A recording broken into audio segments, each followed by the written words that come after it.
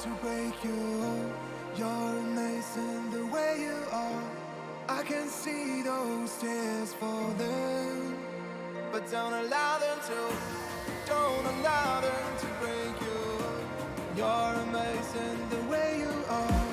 I can see those tears are falling, but don't allow them to.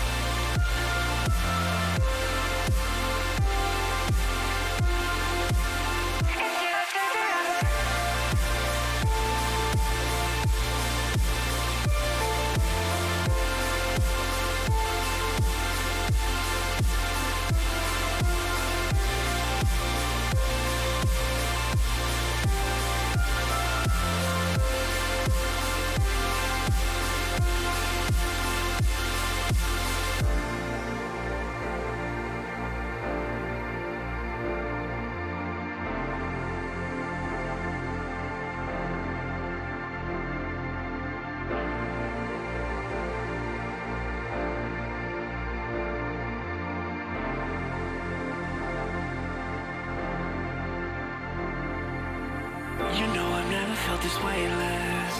If anything, it's you that caused this. When I keep falling through my heart cracks, it's you that turns around this whole mess. I try to fight my way through darkness. If anything, it's you that stopped this. When I'm surrounded by the heartless, it's you that turns around this whole mess.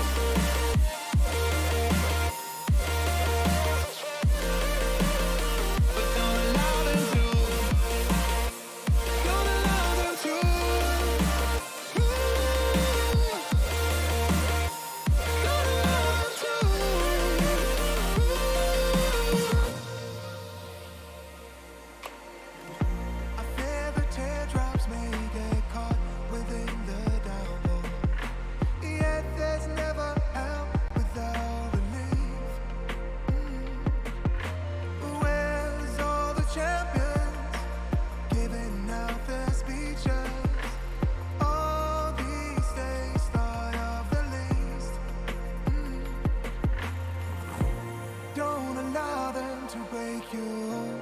You're amazing the way you are. I can see those tears falling, but don't allow them to. Don't allow them to break you. You're amazing the way you are.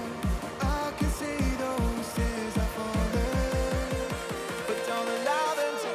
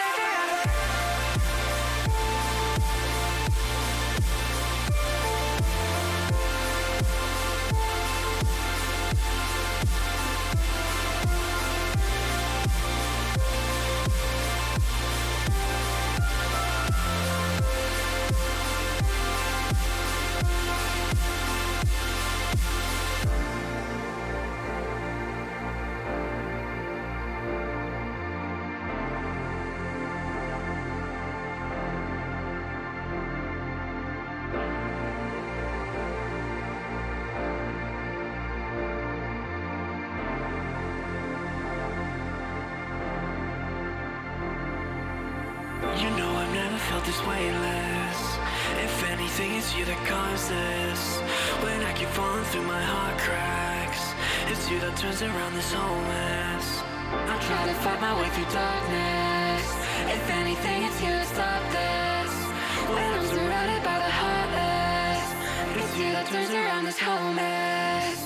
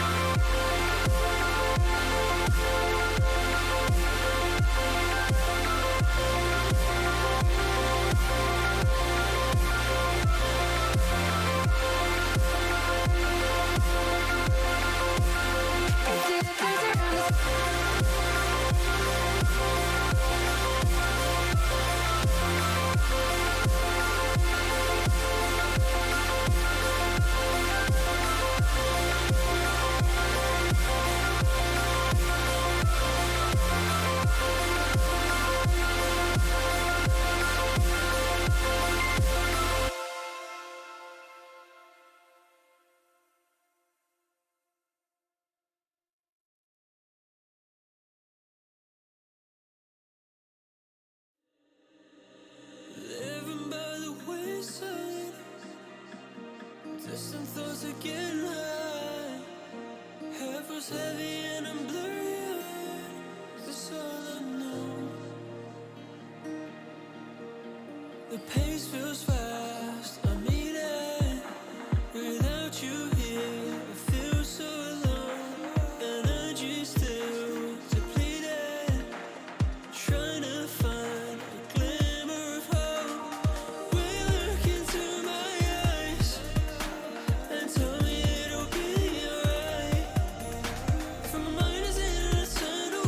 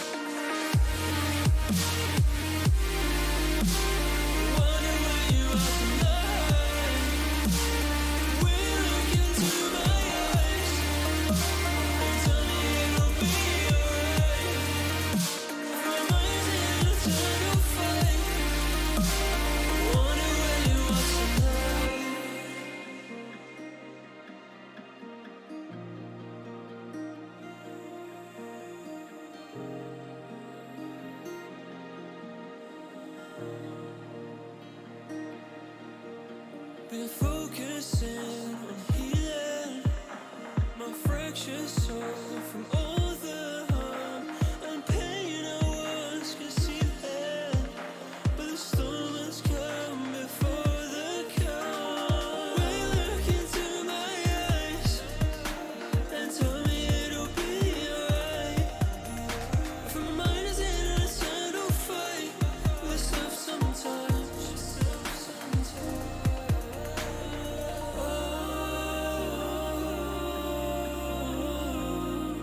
I wonder where you are tonight. I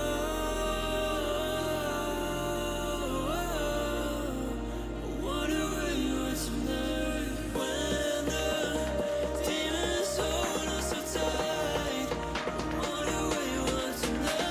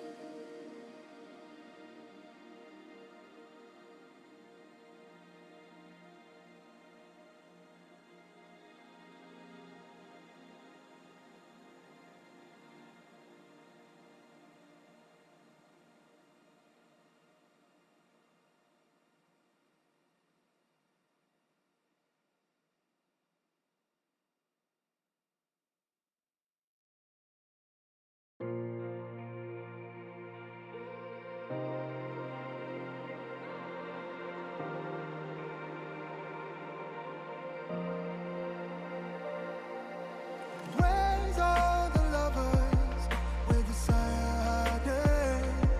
Missing the chance to transform. Welcome back, you filthy Valorant casuals, to Season 2 of the Collegiate Valorant League, hosted by the Gamers EDU, hosted by me. I am your part-time host slash full-time Iron Rank Reina Main Queen Bee. Per always, we have 3 stacked matches lined up for you guys. Kicking it off will be USF versus LB Black, but before we get into the high octane collegiate gameplay you guys all came here to see, I know. First, I did want to welcome all the new teams and new people that are joining us in the league this year. Here at the Gamers EDU, we want to bring mental health and mental health awareness to the forefront of the gaming community and to the forefront of the conversation here on Twitch. It's often not discussed enough, and it's a neglected topic altogether, so we want to be that safe space for you. So, welcome to the family. Whether you were with us day 1 of last season or you're just brand spanking new and this is your first stream, we're just super happy to have you. And because we couldn't do this without them, I do got to give a huge shout out to our beloved sponsors, specifically AIM Lab, who will be giving away an extra special AIM Lab skin during the last match of tonight. So make sure you tune in for that. Make sure you stick around because that's pretty awesome. Also, thank you to our exclusive headset partner, HyperX. They have outfitted the entire Gamers EDU crew with our very own headset. But not only that, they want to do you one better. They want to help you guys get your very own. There will be 19 different HyperX giveaways throughout the tournament. So make sure you're checking in, even on matches that you might not be, have a team that you're rooting for. You want to check in because what if that's the one? You don't want to miss out. And if you can't wait for your own headset and you just need it right now, make sure you check out our panels down below. There's exclusive offers and discount codes, not only for HyperX, but for all of our other sponsors. And while you're down there, while you're taking your deep dive down there, make sure you check out our social media. We have a Discord, a Twitter, and an Instagram. Join us on Discord. Make sure you keep up with the stream family offline, and toss us a follow because we will remind you when your favorite teams are playing and take that stress off of you because this tournament lasts 3 months and it's a lot to keep track of, so let us do that for you.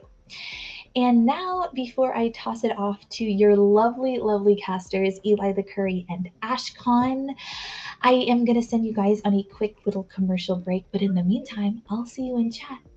Bye, guys.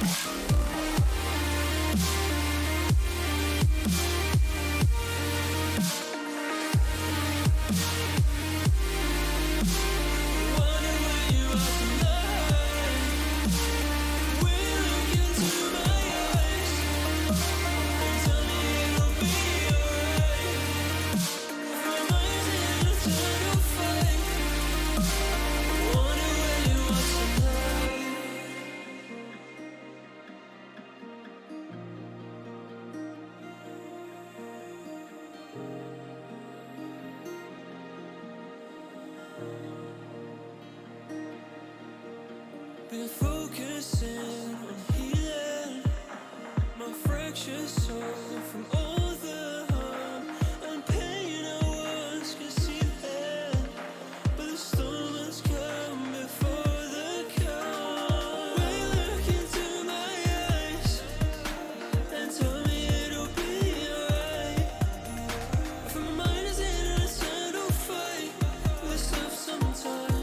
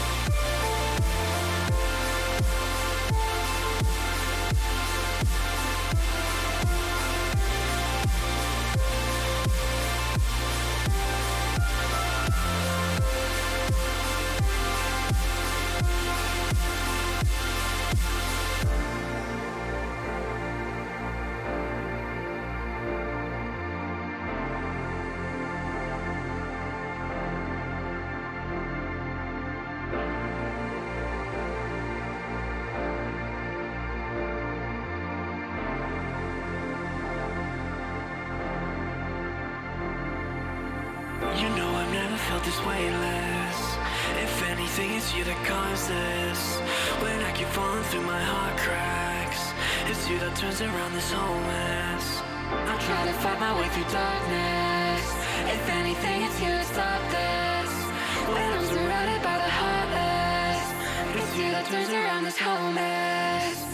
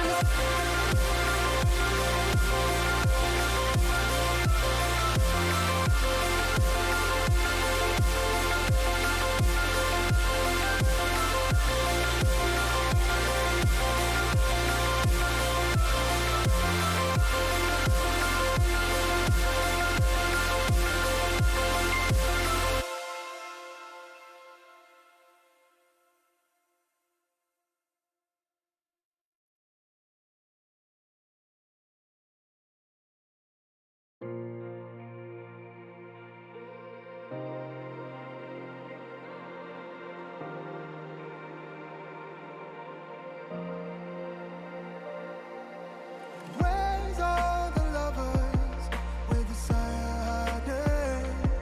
Missing the chance to transform something basic.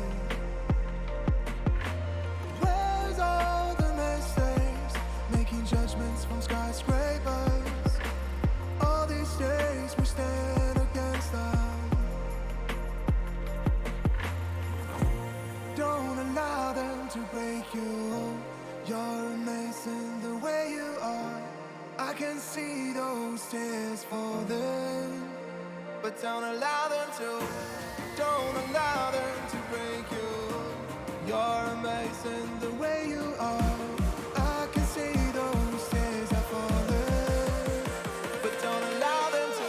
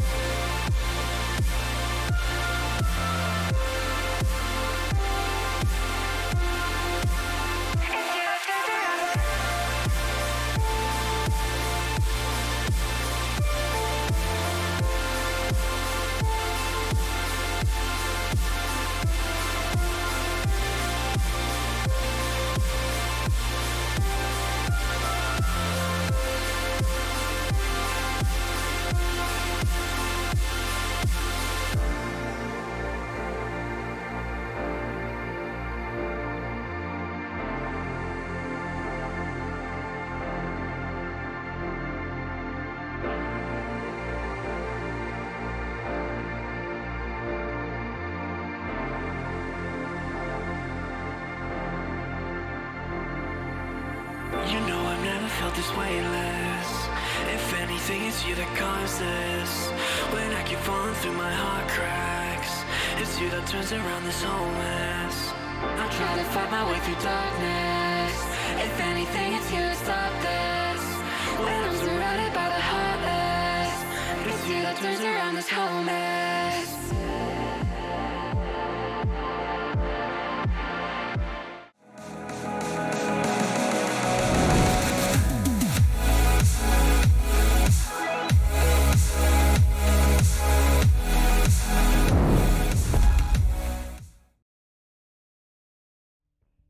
Hello, everyone. Welcome to the Friday Diamond League edition of the Collegiate Valorant League, brought to you by the Gamers EDU. I am Eli the Curry, joined by... I'm Akron.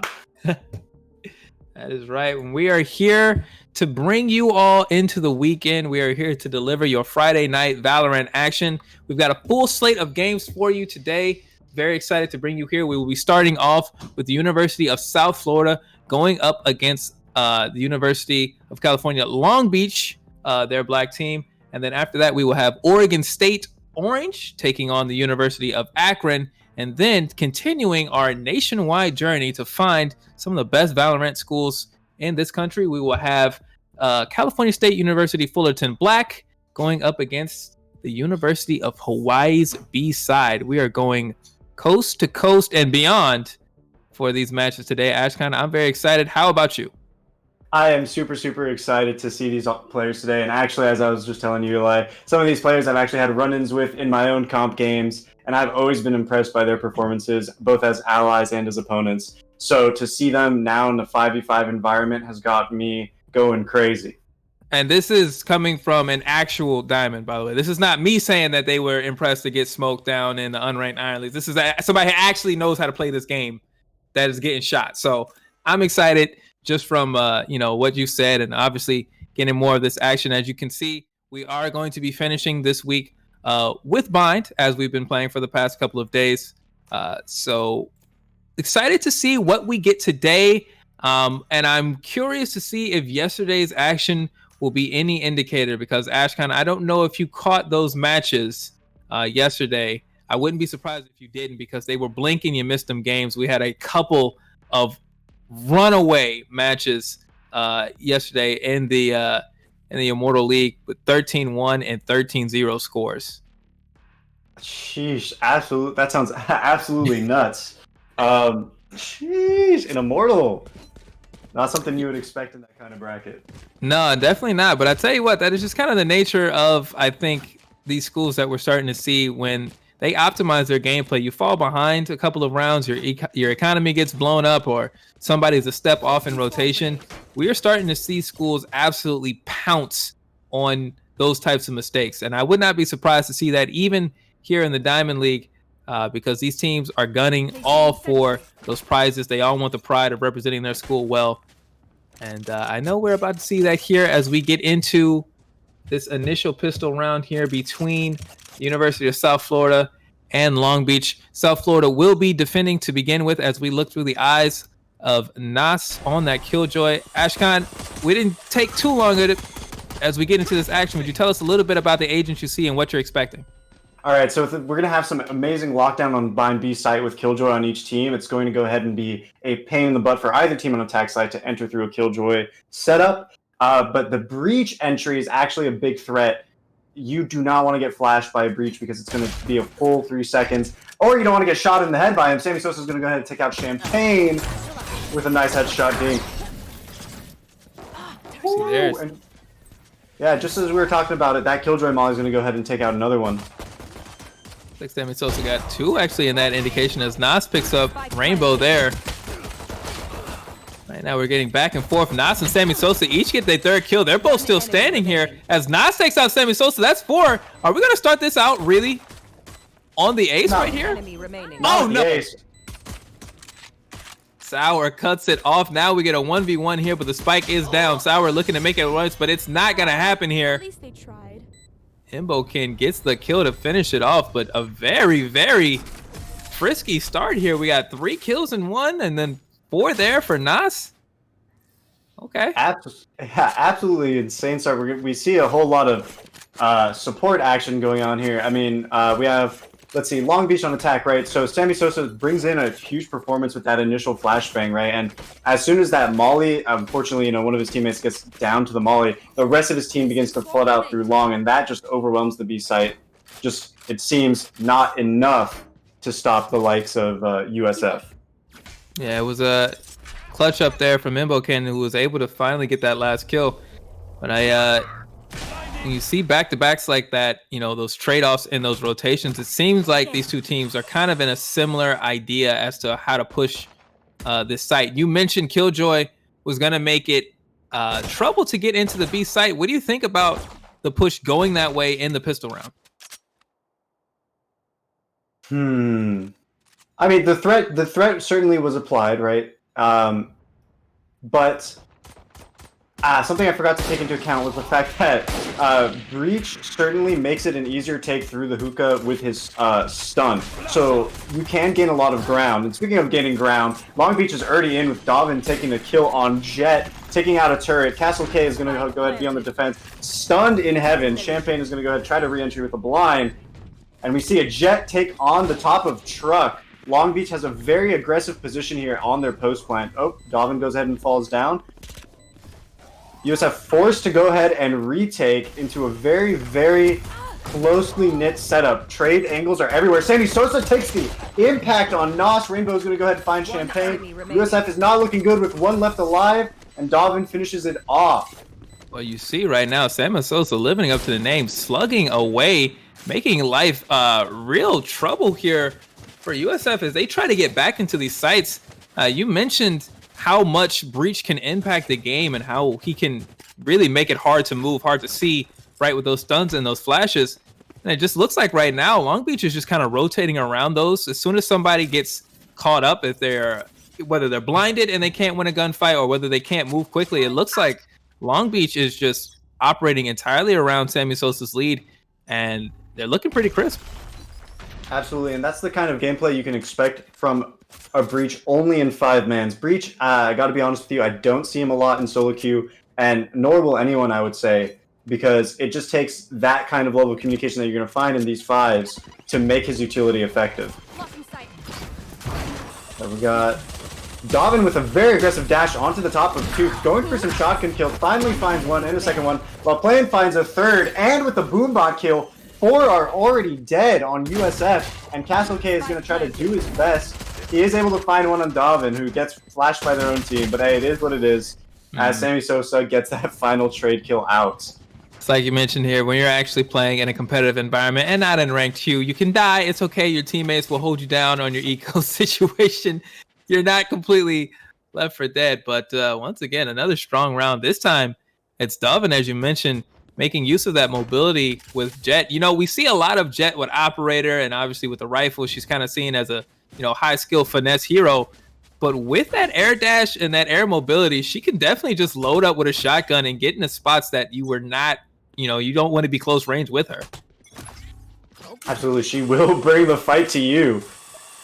I'm looking at this, it seems like we have a couple of off buys here with a little bit of SMGs here and there. I see that playing with the Bucky here. And, oh my goodness! Very impressive double head tap by Mboken, taking out Raisin Sammy Sosa.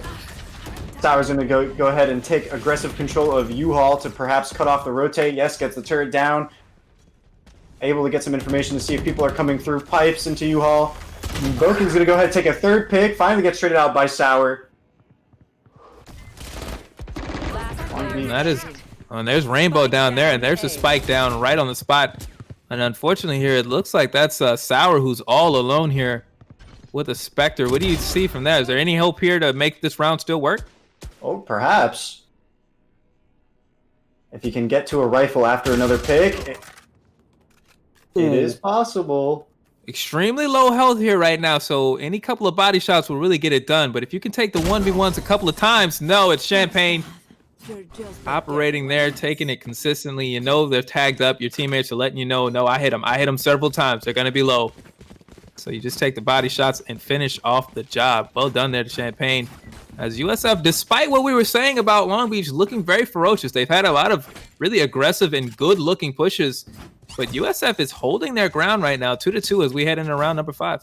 Absolutely. I think that last round, honestly, Eli, is due to a bit of a gun difference. Long Beach did kind of skim the buys a little bit there, and I think they kind of felt the result of that. Here going in, though, because they took out so many on the side of USF, it's now USF with a disadvantage in terms of firearms, so we're going to go ahead and see how they handle it. Yeah, you see Champagne there with the Vandal. That might be, I'm not sure, we'll have to double check, but that may be one of the few rifles that USF is really bringing into it. Or did you see that Spectre?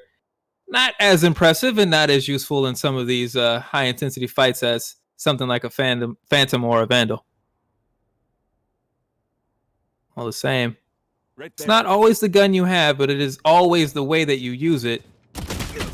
See, right now, there is the difference of Sammy Sosa. You should run. And for Quake, taking the long angle peek with that Spectre is not how you want to use it. So unfortunately for them, Long Beach is going to go ahead and take a very aggressive take into the B site with a nice Killjoy ult. Plane is going to go ahead and try to hold on. He is going to go ahead and make the smart move and retreating back to site with the rest of his team. Amazing judgment right there. Nas is here still an elbow, and we're going to see some fights break out right here soon. You see the turrets going down here as USF tries to clear out the utility, find an opening here to get back into the site so they can get this defuse, but there's Nas taken out by Dovin. Castle K falls to plan, and right now, even with this Killjoy out here, you know if you are Long Beach, you're just kind of popping out and then popping back in. That's a big way to pop back in. Sammy Sosa's not pulling their punches. Unfortunately, Mboken falls to Sammy Sosa. And we're going to go ahead and see Champagne in the 4v1 that he cannot win in this situation. Yeah, and I tell you what, that is just another example of Long Beach, I think, coordinating well. You saw what happened. They used a couple of ultimates there to situate themselves. That Killjoy ult gets them into the site. They plant. And like you mentioned there, Plan pushed up early, right, to make sure there wasn't an aggressive push as soon as the Killjoy ult goes off, right? And then after that, they fall back and they wait for the rotations to come through so they can counter them intelligently and patiently. Absolutely, and also the decision making to use the ultimates as early as round 5 as well, as we saw, last week with CSUN going against On Haven, we saw them kind of hold on to their ultimates, right? So the ability to make that decision to throw these ults out when necessary and identify those situations is very, very key. Absolutely. And, fighting games are not entirely like Valorant, but I have an old phrase that I like to use, which is any round is worth all the meter you spend to win it. So whatever resources you feel like you need to use, whether it's your utility or your ultimates, if it's the difference between winning the round and losing the round, it's certainly worth it. You see right now, the Blades coming out here from Imbokin, but they're not able to get a kill. They fall to Sammy Sosa. Sour finds Castle K, and it is 4v2 here. As Champagne looks to find something. Nas alongside them. Oh, okay, that's a good way to start. You mentioned Reyna last week. She did receive a nerf. She's not as quite the one-woman juggernaut that she was before the patch, but she is still very dangerous, especially in the hands of a competent player. Champagne giving off a lot of information, not choosing to not walk around, and gets popped off at triple. Nas is going to go ahead with a Bucky. Let's see what they're going to do. He falls off the angle. Unfortunately, due to the stun, it seems that Long Beach has a notion of where they are. That spike is about to go off as well, so this might be Nas just trying to catch somebody on the exfiltrate. But I like that decision there. You see from Sammy Sosa, no greed on their end. Likewise for Rainbow, they are just going to get out of the way and let the round end. Absolutely, and that's going to go ahead and deny Nas of any extra funding. Yeah. So they're going to go ahead and just have enough for their armor buy, and unfortunately they're going to remain another round on the Bucky. USF not looking to be in a great position. Looking at the economy, it just seems that Long Beach is going to go ahead and have another round with Plain and Sour both being one off from their ultimates. You know those Killjoy ults and those Raze ults are dangerous and absolutely a nightmare for defending teams. Yeah, it is true. Although at the same time, you do see Breach and Brimstone with their own ultimates here on the side of USF. Do you anticipate those coming into play here? Perhaps USF using those to overcome the gun disadvantage that they have? Well, absolutely. You just saw Castle K go ahead and try to stop short A. Unfortunately, he does not get a pick, but a bomb plant does go down. Sammy Sosa here. Look at this aggression here. There's a good flash. But Champagne gets the kill there. Plan gets the revenge. It's Rainbow who takes out Nas. And just like that, it is another 4v1. I feel like we've seen a lot of this in this first half here from Long Beach, where they have just been able to pick apart, 2 and 3 stacks of players for USF and really leave them out on their own to close out these rounds. Absolutely. What I'm feeling from USF is that they are not willing to give a sight right now. I feel that if they were able to regroup and experiment, figure out what's going on with the utility usage, they could make a nice retake play. But unfortunately, all the retakes they're getting are, like you said, 2v5, 3v5, 1v5. And now they're in a position where Long Beach has 4 ultimates. Yeah, and the one person on Long Beach's side who doesn't have an ultimate right now is Sammy Sosa, and we've seen him get 2 and 3 kills very quickly. So I wouldn't be surprised if it was actually 5 ults online. But we do hear Plan getting this Raze ult up and not able to get a tag, but they still get a kill through. Quake is not able to get that kill. We hear the Reyna ult come out here. Sammy Sosa gets 1. Champagne does trade out Sammy Sosa, but it's Plan who gets the second kill. They're taking out Champagne, and Nas is forced to vacate as this Killjoy ult goes up. It's Sour who takes out Imbokin. The spike goes down, and Dovin takes out Nas soon thereafter. It's 6-2 Long Beach, looking very, very strong here in this first half.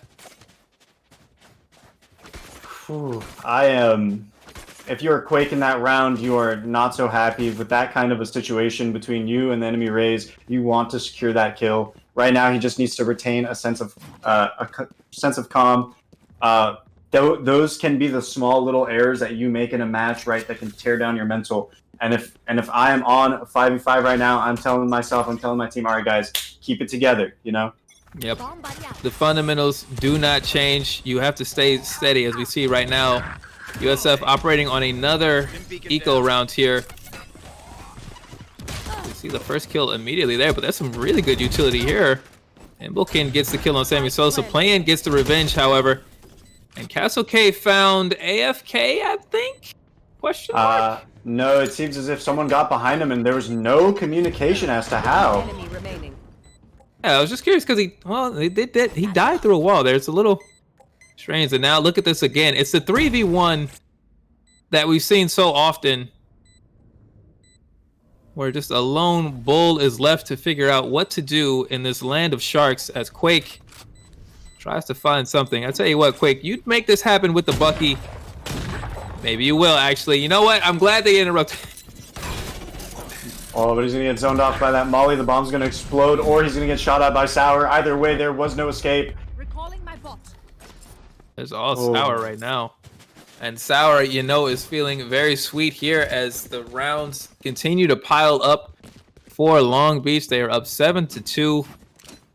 I have a question to you, Ashkan, regarding eco decisions here. We see USF now finally getting to load up with rifles, and it looks like they will have a mostly full kit.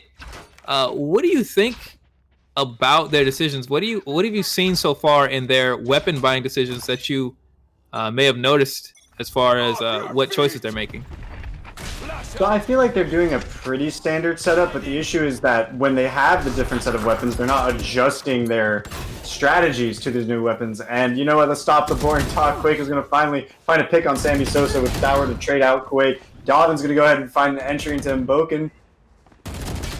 See Castle K setting up in heaven, but he has had a bad time of it against Dovin there in this initiation. Whenever they have that fight in A, things have not gone well. You see Rainbow here pulling up right underneath the ledge. And I love the team work here, right? They let Rainbow keep that spot undetected. They shoot at that paranoia, so Rainbow doesn't have to give away their location. They can hold that spot there, and Sour will act as a threat as Nas gets the kill. But look at this, they have to drop down, and Rainbow doesn't even have to do anything. Oh. My goodness. Okay, there you go. You know, Rainbow would have been sick if they actually hesitated too much to take that kill and then didn't win the next fight. I think he was waiting for both of them to drop down, you know, like to maybe get a double kill there, but the side of USF was a little bit more conservative with that play, as they should have been. So, yeah, it is what it is. Honestly, I would say that it was. I don't hate the decision on Rainbow's part, right? You're taking the patient play, like you said, but it just goes to show how effective that formation was. I feel like for Long Beach, that Rainbow really had their choice of plays, and there was no wrong decision, even though it looked like, oh, obviously you should kill there. You know, it just shows how well they're really working together as a 5-stack. There we go. Champagne's going to get pushed off the aggressive angle and is going to take damage. Unfortunately, he's going to deal more damage than he takes, which is good because he is at a firearm disadvantage. Cover going out.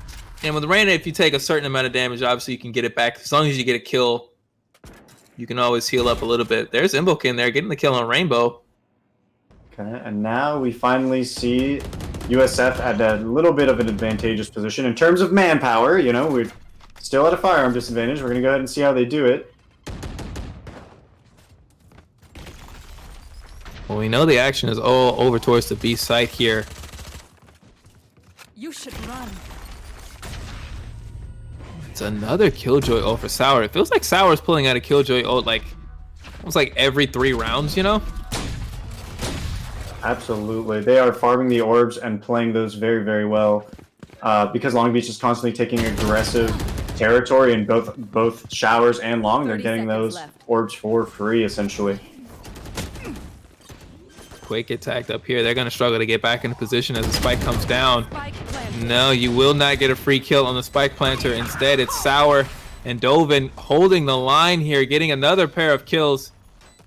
Just like that. Famous 4v2, the famous 4v2.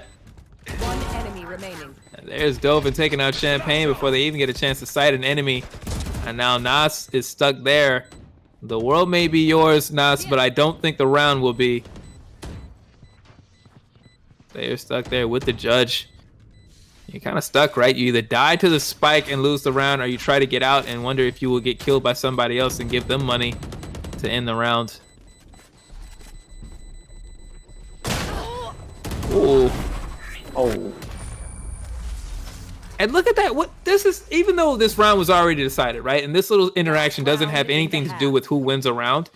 I just find it interesting to see that Dovin was right there to get the revenge kill on Nas right after Sour falls, and it feels like that's happening every single time somebody of USF wins a fight or gets a kill against a member of Long Beach. It seems like another member of Long Beach is right there to take the fight, not even seconds, like just, you know, milliseconds, a couple frames after somebody falls. Absolutely. That's the level of trading you want to see from these coordinated teams, and it just seems like right now USF is not on their game with it. They are making some good decisions, but it's just the shots and the trading are not there. Imbokin Air with all weapons to bear has the ultimate, the operator up. It is the last round of this half. And right now we are looking at another bloodbath as Long Beach is up 9-2. Looking to give this pair of casters an early weekend, or at least do their part towards it, as they have jumped out to a massive lead here to end this first half.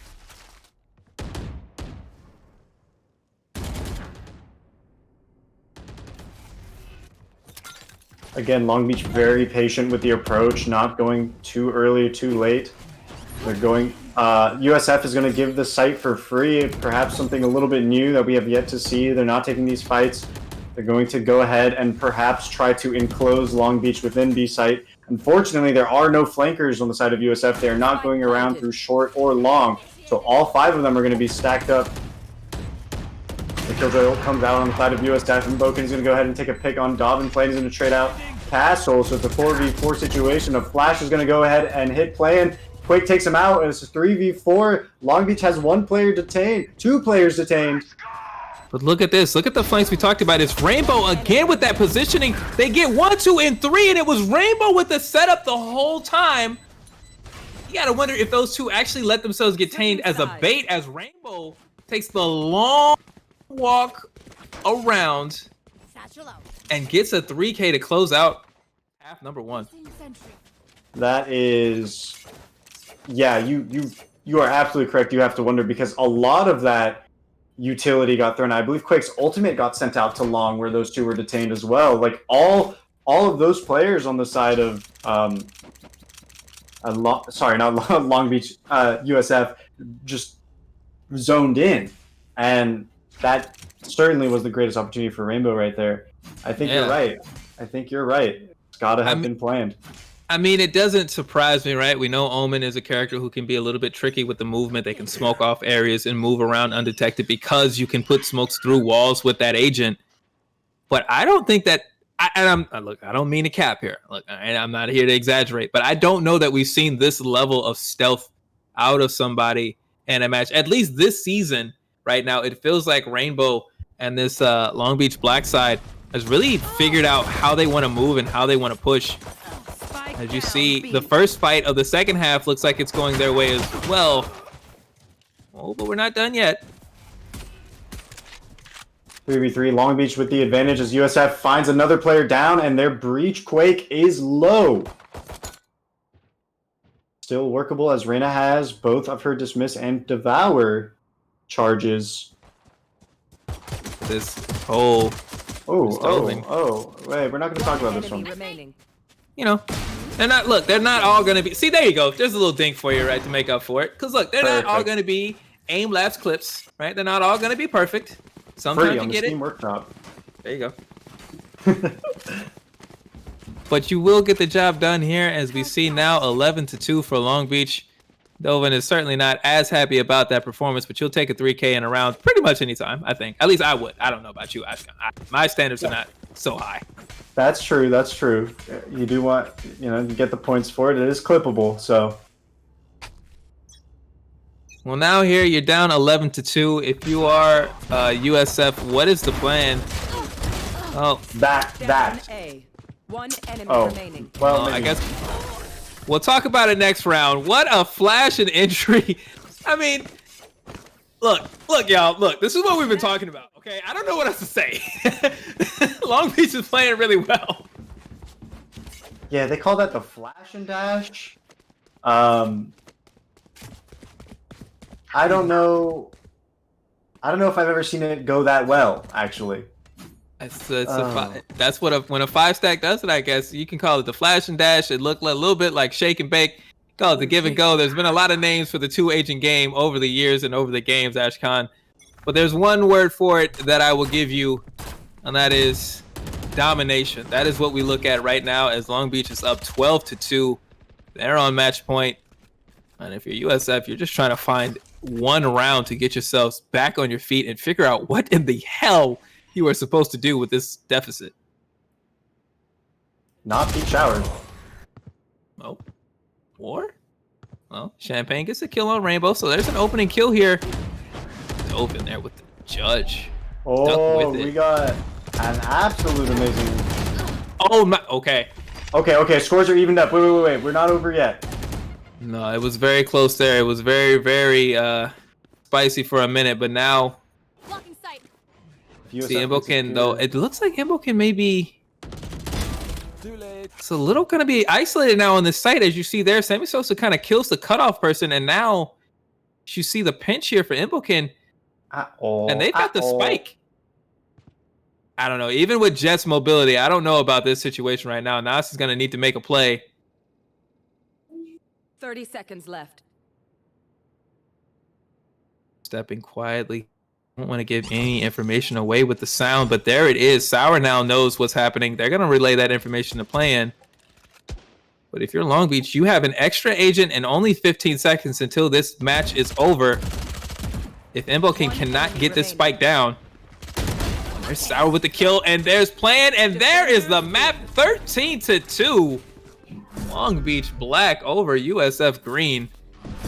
That was... I mean, pick a word for it. Whatever you want to say. Whatever. You know what, chat? We'll leave it to y'all. You're very colorful. We know chat loves to get to chime in moments like this. Oh man. I have no words. I mean, again, we always like to say that the scoreboard does not say all, but here in this case, it just seems like the side of USF was not able to compete or trade out those kills that they needed to trade out. And they had very similar team comps, right? They both had the double duelist, breach, killjoy, and a smoker. And the win conditions are, I would say, essentially the same. There shouldn't be too much variation between the two teams' strategies on both attack and defense. And yet it seems like Long Beach was just able to execute each side much more efficiently. Well, you mentioned earlier the positioning as well of Long Beach, whether they were aggressive to get the ult points. It seemed like Long Beach was always bringing, an ult, maybe even two, into a fight. Maybe that had something to do with it, as well as, of course, the just the rotation that they had. As soon as somebody on USF got a kill, it felt like there was somebody stepping right back up before they could even get a chance to refocus their aim or reload or what have you.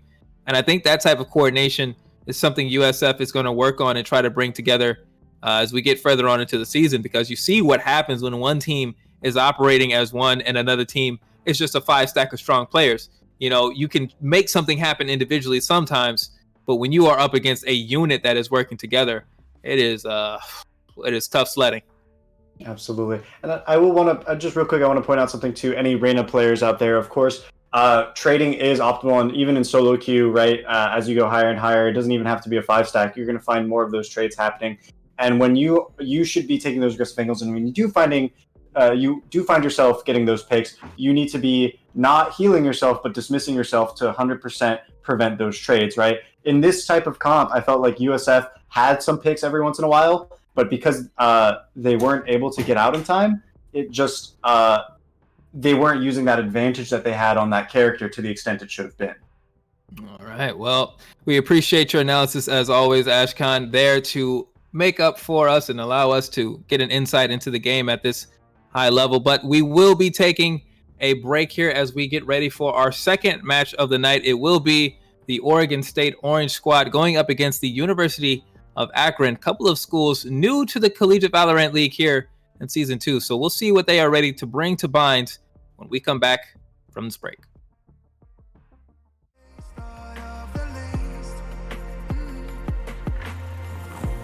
Don't allow them to break you. You're amazing the way you are. I can see those tears falling, but don't allow them to. Don't allow them to break you. You're amazing the way you are. I can see those tears are falling, but don't allow them to.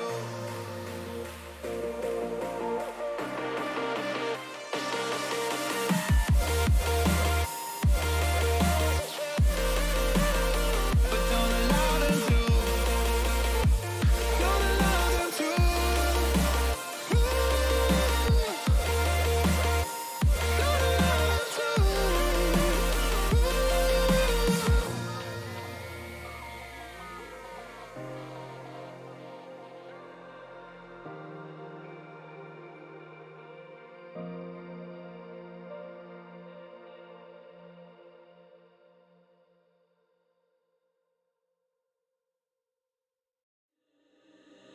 Living by the wayside, distant thoughts are getting high.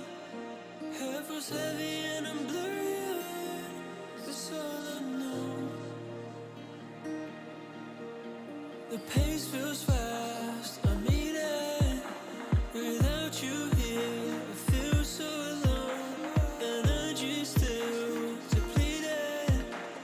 Trying to find a glimmer of hope. Will you look into my eyes and tell me it'll be alright?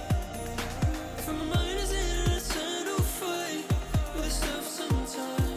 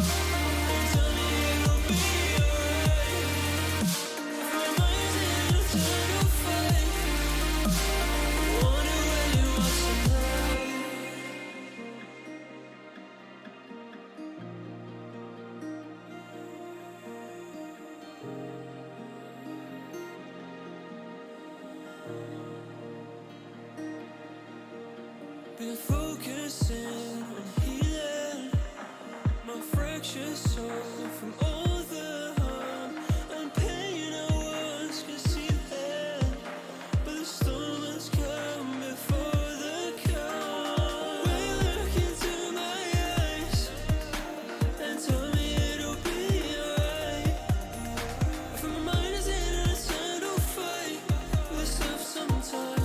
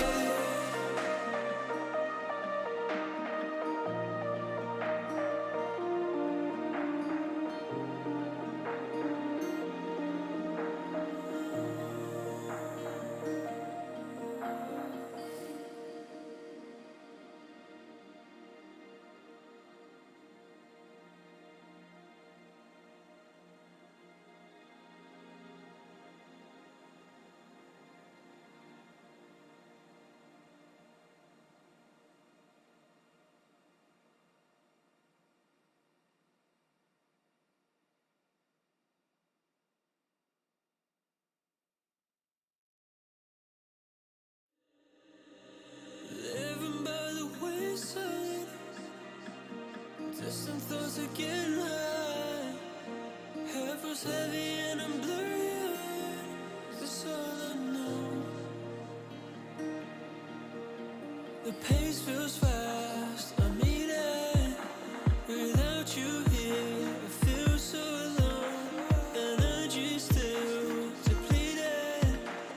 Trying to find a glimmer of hope. Will you look into my eyes and tell me it'll be alright? For my mind is in an eternal fight with stuff sometimes.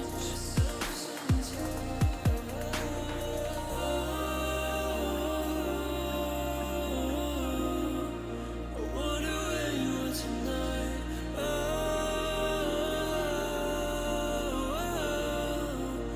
wonder where you are tonight. When the demons hold us so tight. I wonder where you are tonight.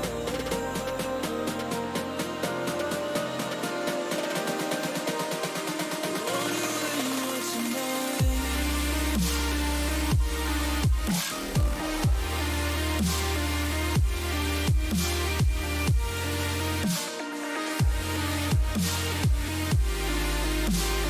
Wonder where you are tonight. Will you look into my eyes and tell me it'll be alright? My mind's in an eternal fight. Wonder where you are tonight.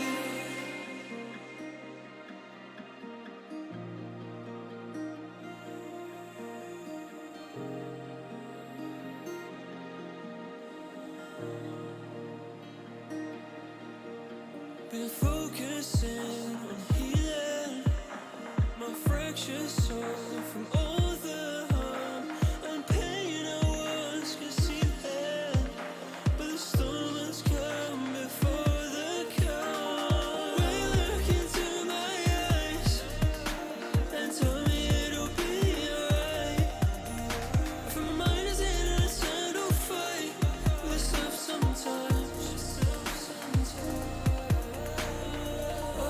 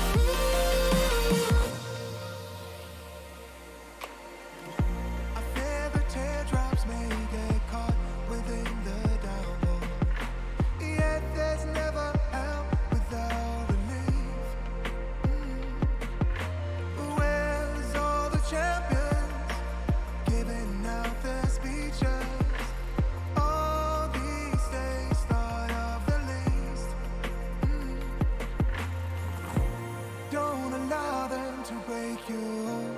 You're amazing the way you are. I can see those tears falling, but don't allow them to. Don't allow them to break you. You're amazing the way you are. I can see those tears are falling, but don't allow them to.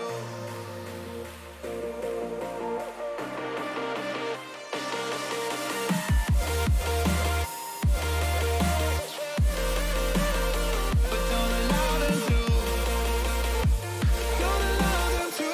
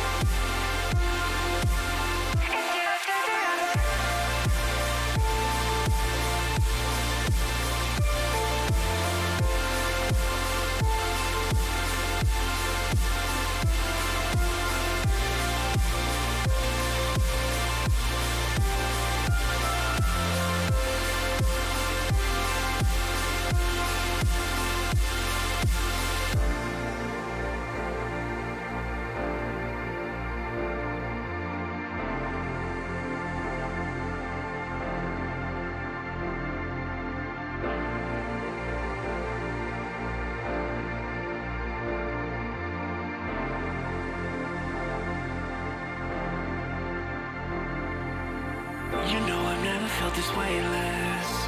If anything, it's you that caused this. When I keep falling through my heart cracks, it's you that turns around this whole mess. I try to fight my way through darkness. If anything, it's you that stopped. Welcome back, you filthy Valorant casuals, to Season 2 of the Collegiate Valorant League, hosted by the Gamers EDU, hosted by me. I am your part-time host slash full-time person who drops things all over her floor, Queen V. Tonight's second match will be between Oregon State Orange versus Akron, but before we get into the high-octane head-clickin', I did want to give a big old warm welcome to all the new teams and all the new, viewers and students that are joining us in the league this year. Here at the Gamers EDU, we want to bring mental health and mental health awareness to the forefront of the conversation in the gaming community. It's often a neglected topic. It's definitely not talked about enough, and we want to be that safe space for you guys. So whether this is your first time ever in stream or you were with us day one of season 1 last year, we are just super happy to have you. And because we could not do this without them, I do got to give a big old shout out to our beloved sponsors, especially AimLab, who, get this, will be giving away an extra special skin sometime during the next 2 matches. So keep your peepers peeped for that. Thank you to MSI, our title sponsor, who will also be raffling off some MSI goodies throughout the tournament. And thank you to our exclusive headset partner, HyperX. Hello.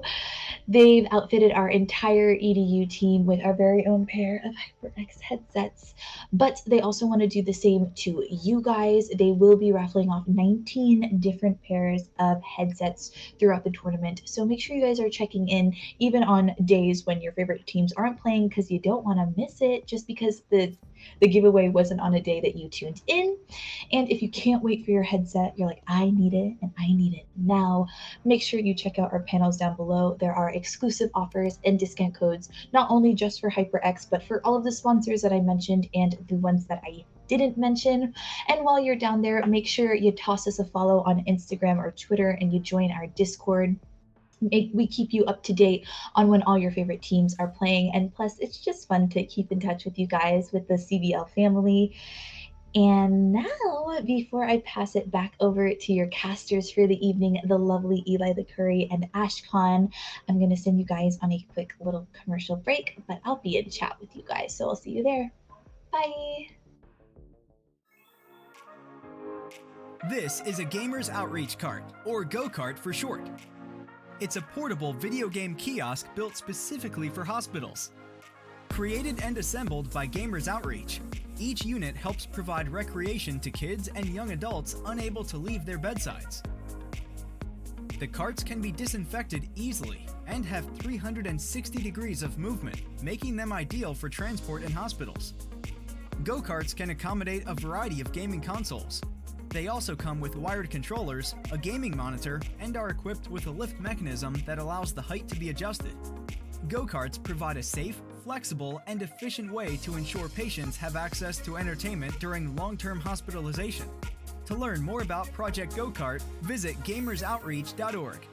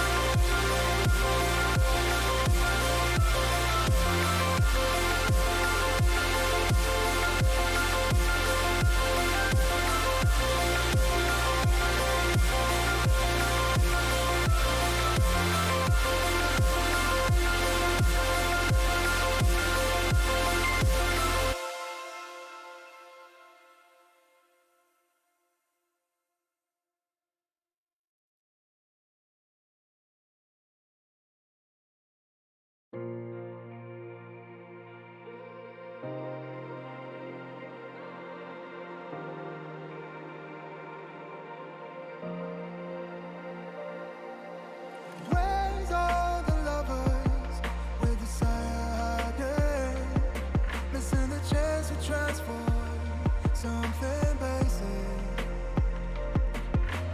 Where's all the mistakes, making judgments from skyscrapers? All these days we stand against them. Don't allow them to break you. You're amazing the way you are. I can see those tears falling, but don't allow them to. Don't allow them to break you. You're amazing the way you are. I can see those tears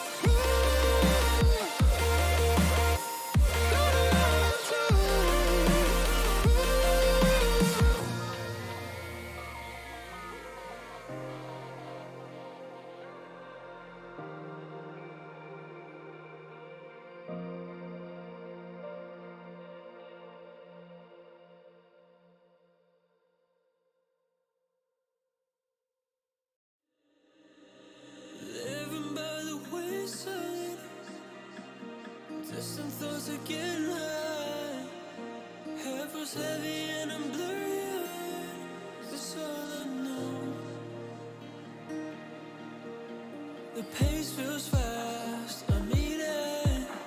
Without you here, I feel so alone. Energy still depleted. Trying to find a glimmer of hope. Will you look into my eyes and tell me it'll be alright? For my mind is in an eternal fight with stuff sometimes.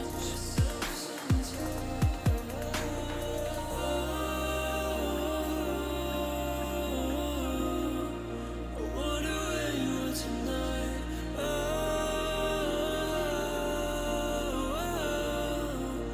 wonder where you are tonight.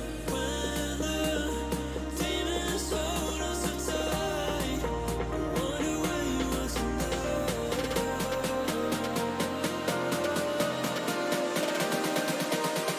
I wonder where you are tonight.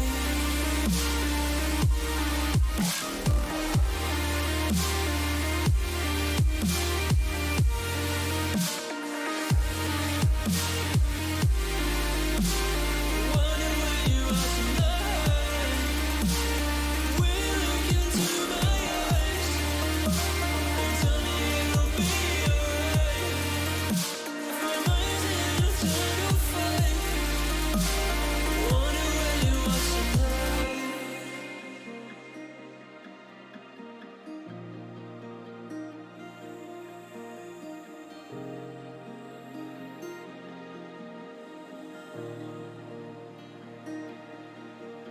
Been focusing on healing my fractured soul from all the harm and pain I once could see then.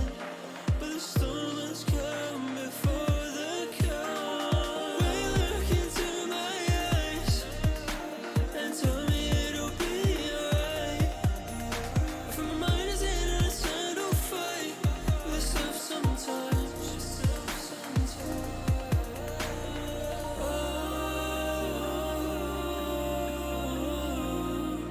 I wonder where you are tonight.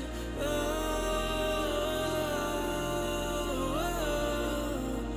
wonder where you are tonight. When the demons hold us so tight. I wonder where you are tonight.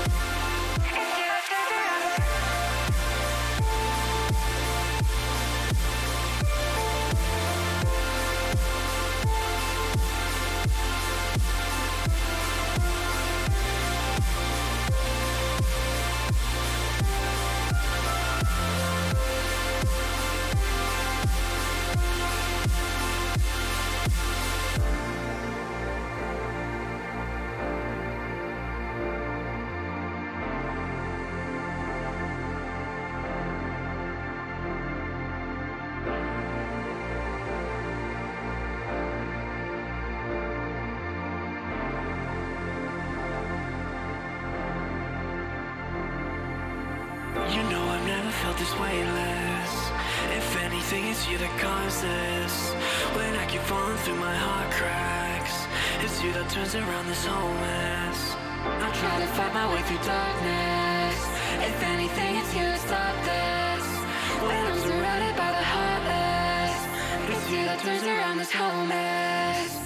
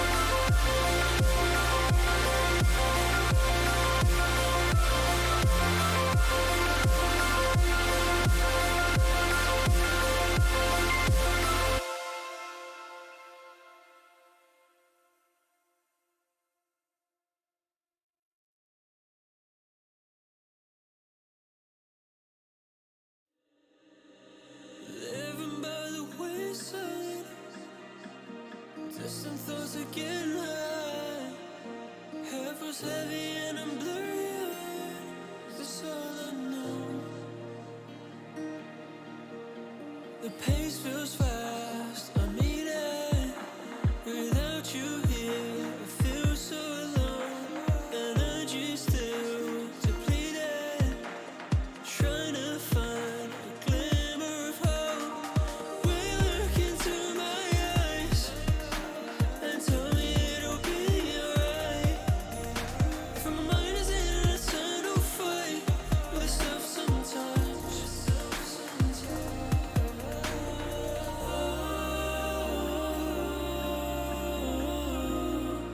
I wonder where you are tonight. I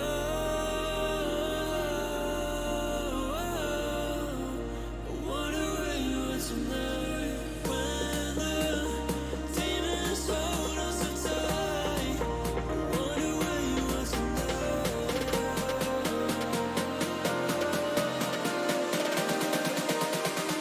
wonder where you are tonight.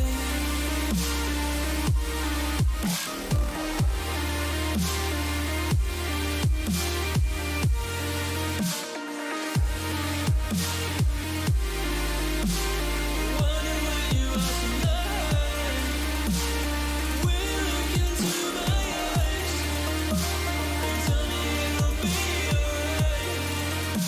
My mind's in an eternal fight. Wonder where you are tonight.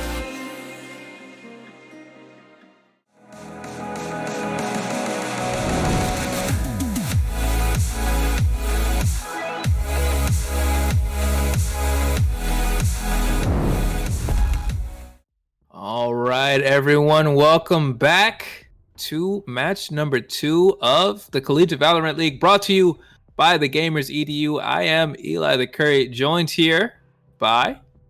Ashkan, nice to meet you all again for the 5th time. We appreciate you all hanging around here. We know we had a bit of a break in between matches due to, well, what can I say? It was a speed run of epic proportions as California State University Long Beach got the job done there over at the University of South Florida. But we are going to have another match here as both sides have finally loaded in. Before we get straight to that match, though, I want to take a quick moment to thank our sponsors and partners over at MSI, as well as the folks over at Clear Eye View, the California State University Entertainment Alliance, as well as AIM Labs, Ritual Motion, Radiance.gg, and of course HyperX, our headset partners who have befitted all of us with some pretty dope hardware. Speaking of gifting and getting good stuff, we can confirm that after this match, heading into match number 3, the final match of the night, we will have another giveaway. So we'll keep you on edge about what is being given away, but we can say that our partners and our business sponsors have been very, very gracious, and they have given us something pretty cool to give away tonight as well. But before that, we're going to have match number 2, Ashkan. It will be the University of Oregon State going up against the University of Akron here on Bind once again. What do you think going into this as we load out and we see our agents? Just want to get your thoughts on Bind itself as a map. What do you think about it? Do you think there's a particular reason why we seem to see so many blowouts happen on this map specifically? I think the ability to rotate on Bind rather quickly from one half of the map to the other is extremely useful in creating executions that are, of course, unique to this map. Whereas on other maps, a lot of traversal by foot has to happen, right? And here on Bind, you can kind of work your way up and secure, for example, on attacking side that we saw with Long Beach, the orbs. So a common strategy that I like to use personally is walking up the B long on Bind, securing the orb while someone's holding showers, teleport, get a second orb on showers, and that enables our attacking side teams to have very, very easy sweeps with their ultimates. All right, appreciate the breakdown there. So we see now the two teams loading in. We see the agent selection here. I'm going to throw this to you, Ashkan, again here on the side of Akron. Seems a pretty defensive, right? This seems to be a very unique situation. I don't think we've ever seen a team run something like this. Would you talk about this comp that we see over on Akron's side, and then we can switch over and talk about the comp that we see from Oregon State?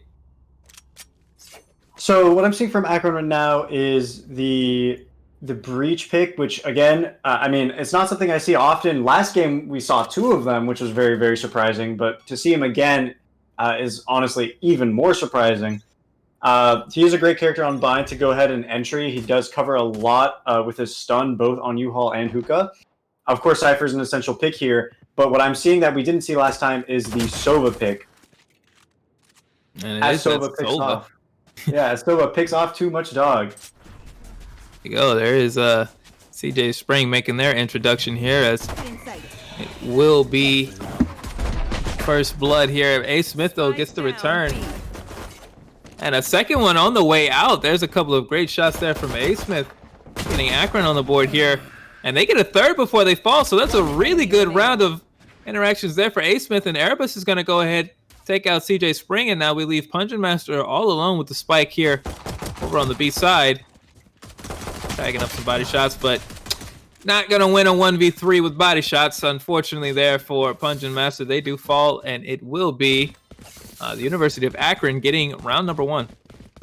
I did like what Erebus did there when he swung Punjin Master, and he, couldn't really quite get the shots off that he wanted. So he swung back again. He was like, Arrow, look, you do it. It's your turn, buddy. Mm-hmm. And they kind of save themselves, which of course it's pistol round, so not much lost if one person dies in a 3v1 situation, but it goes to show a lot of good habits that I'm hoping to see continue throughout this match. And you at least, handicap the money gained if you keep yourself alive. You allow your team to have just that little bit of extra advantages. We see too much dog here. Knows there's so much, but they're looking to get a little bit more work done. There's Arrow stepping up for them. It's another great round start here for Akron. Good stuff by Arrow getting a pick on Kyle. CJ Spring's going to go ahead and dig Girthy Guy to go ahead and get rid of him out of this match. X-Round still with the man advantage. No longer Marfu goes ahead to get the pick, but A. Smith takes him out. It is CJ Spring alone. And he's going to go ahead and drone to get some information. He's going to get hit by that shock dart.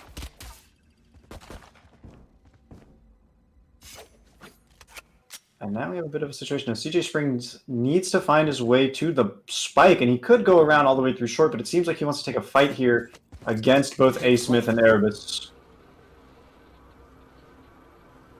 It will be Erebus here who will take all the surprise out of it. Just goes to say hello. Oh, hanging on by a thread. CJ Spring is one sneeze away from death and losing this round. We got to see what he has in his sleeve. A little bit of intel here, but you got to make the shots count if you're CJ Smith, and there's hardly a chance there as CJ Spring gets taken out there by A. Smith. There's a couple of names in here that I'm not going to be excited to call out, like Too Much Dog, and one of our other teams is One Mad Bad Dog. It's just like, if they ever tend to play each other, I know I'm going to get that messed up every single time. It is Yeah, there's some stuff that will be a tongue twister. I do want to point out, though, Too Much Dog with a very great decision to dismiss and kind of turn herself invulnerable after that initial pick, like we were talking about at the end of last match. Yeah. Well, whether they're listening in to your expert analysis, Ashkan, or it's something that is permeating the meta right now, we do see that smart decision being made. Right now, it's Arrow looking to take this Bulldog and get to work, but they're going to be turned around there as Voltage steps forward to get the pick there. CJ Spring takes out Girthy Guy. It's a great bit of movement here by it was Kyle, and getting in, splitting the focus here, and now Kyle will look to make that Judge work. There's one there on A Smith, and just like this, the round looks like it is completely in the favor of Oregon State. Player standing. Erebus will be shut down. It's just Too Much Dog alone here. They do get one. But even if Too Much Dog is able to pull off a pick or two, he is unaware of Pungent Master going ahead and getting him on his flank. It doesn't even matter. CJ Springs gets in with the headshot with his Phantom. Too Much Dog goes down, and that is another round on the board for OSU. There's a bit of a response from them, so that breaks the habit that we've seen. There's OSU coordinating well, getting themselves onto the board here, and they'll kind of interrupt that winning streak here, and you see what that kind of does now on the side of Akron, where it's a little awkward, right, when you're choosing up which weapons to buy at this point. What happens when you win the first 2 rounds, but you don't secure that full 3-round straight? Yeah, you are going to be forced to take a light buy in that sense, which you are seeing. You can force up to Spectres and maybe take some defensive positions, but with the comp that they have right now, I would recommend OSU to take a light buy, which they did, so it's very, very smart decision making on their part. We're going to go ahead and have another aggressive take by Akron. As he goes ahead, we have a flash and dash of sorts rather than getting flashed in, taking out the flasher. Too Much Dog is going to take out Kyle with a sudden surprise shotgun to the face. L9 Voltage holding down U-Haul as a Brimstone is sneaking on through. Gives away his position with a shot. Unfortunately, A Smith's going to go ahead and take one back with a very nice Deagle headshot. He's been using Aim Labs free on the Steam Workshop. He's going to go ahead and camera to get some information. CJ Springs with an arrow out onto Arrow. Ooh, tongue twister. Oh, yeah. Now you made that work. I respect that. Ashkan bitten the word as Pungent Master cleans up A Smith there. A Smith has been rather frisky, representing the Cypher thus far, but right now the momentum does look like it is moving back towards Oregon State. All the same, if you're the University of Akron, you're not too far out of this. Obviously, things are tied up here. The money now coming back online in a way that you would prefer. You see the rifles coming out. The armor is up. And you have a couple of ultimates. When you look at the ultimate economy right now, what would you rather have as far as the ultimates? Would you rather have Cypher and Reyna together, or would you rather have that Jet and Sova ult together? So right now I'm really liking the post plant ults on CJ Spring. That's going to be very good if the side of Akron can take a site. It's going to probably secure them around if they play it properly. Of course, the defense side of OSU does have nearly has both Breach and Brimstone ults. So this round is going to go either way. If having 5 out of 7 is nothing to scoff at when you're looking at a round, because 1 kill and 1 orb or 2 kills is not as hard to get as you think it is. It is all the same. We do see it seems like CJ Smith kind of used that ultimate a little bit preemptively. It doesn't get anybody with it, but it may have forced this situation as Erebus gets the first kill of the round. Kyle falls there. So there's your Jet ult off the table. A Smith getting the kill there on Voltage, and it's Arrow and Girthy Guy getting into the action. A Smith finds a second, and it will be round number 3 here for Akron.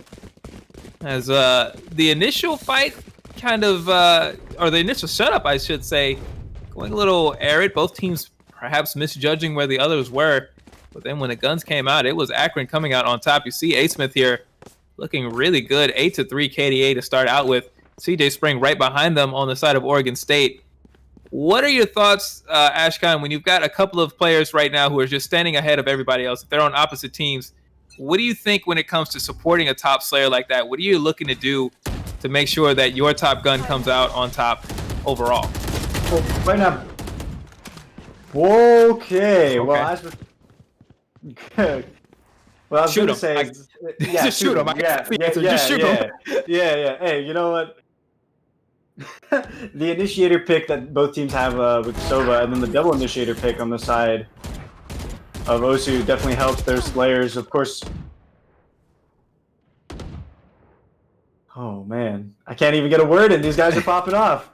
Yeah, there's a lot of action going on. They're trying to make it fast on us. I'm telling you, Ashkan, these players are taking out the spirit of it. You see Voltage getting the kill on Arrow, and they're gonna move over to the B site here. As that ultimate comes out, there's Voltage's third kill of the round as Erebus falls. And the advantage now swings fully to the side of Oregon State. Smith is spraying down. There is somebody in that general area, but it may have been more information given than you would desire here if you're A. Smith. Never mind, there's the kill there on Voltage. Where are they hiding? As ultimate, that's going to reveal the locations now as A. Smith must move quickly here. That spike is starting to tap down. But there's Marfood with a clutch win there, and that may be it, as Too Much Dog may be able to get the last couple of kills, but they will not have time to get that defuse. See, they're just deciding to, what are they going for here? That's like, well. Not quite.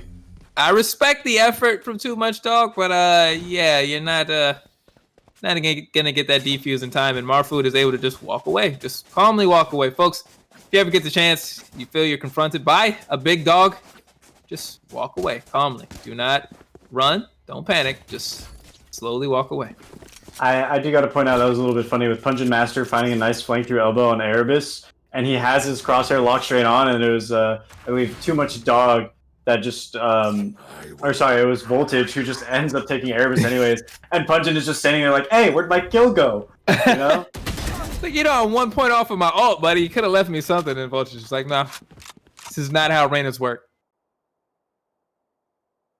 Well, as you see right here, the quick kill comes. Destroyed.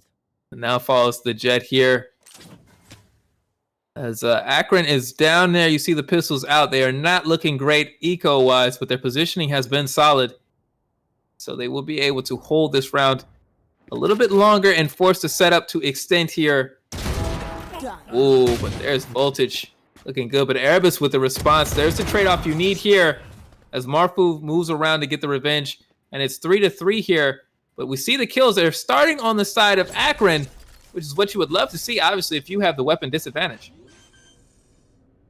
Punch Master again going through his very traditional elbow take, and he's going to find Too Much Dog, who reveals himself by trying to do the wall bang into default spot.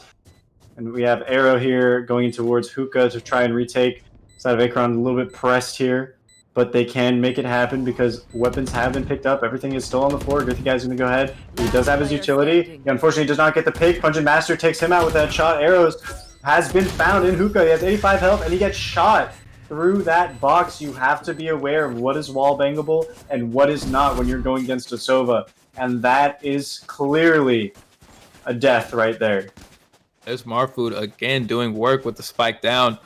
In the annals of collegiate Valorant history, some of the best plays have happened when the spike goes down, whether it's attacking or defending, someone clutching up and getting a miracle defuse, or work being done there by Marfood. But you love to see somebody you can trust when the spike goes down, and they're able to respond there, as Marfood has now basically finished out 2 straight rounds here for OSU as they take this lead now heading into round number 8. But I'm not sure if it'll be a lead for long, Eli. Akron does have those Brimstone Breach ult pair, so they should be able to retake. And as soon as I say that, Marfood takes out the Brimstone, one of that pair. And so they are going to be at a very extreme disadvantage. Akron not looking too happy, especially with their Cypher A-Smith low. A-Smith has been a big factor for the rounds where Akron has won. You see now, Girthy Guy trying to get the kills off here. That'll be a strong flash, but CJ Spring getting 1 and 2. CJ Spring looking really, really fresh right now. So he will open up this site. But honestly, if you are Oregon State, you don't even really need to do too much more to win this round, although Marfood taking a bit of time on this plant.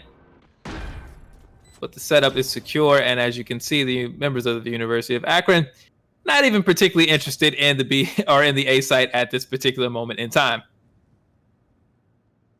Sting. Looks like they're going for a save. Yes, indeedy. Unless they're not going through the teleport, are they? No. They're not doing that. I see. Okay. They're they're having a little bit of a tea time for us right there. Yeah, so it seemed that CJ Smith was like, yeah, initiator, I initiate for myself. And got his nice double kill there. Looking really hot on the Sovas. I have yet to see, however, our double default shock darts that are the thing of nightmares for anyone that plays against a high tier Sova. Those things are. Whew.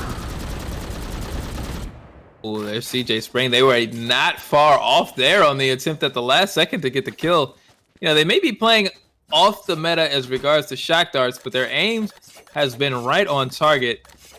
You see 9 and 4 heading in here for CJ Spring. A Smith 9 and 5. It's been back and forth between those two, but it is Oregon State who is starting to pull away here. They're up 3 rounds to 5.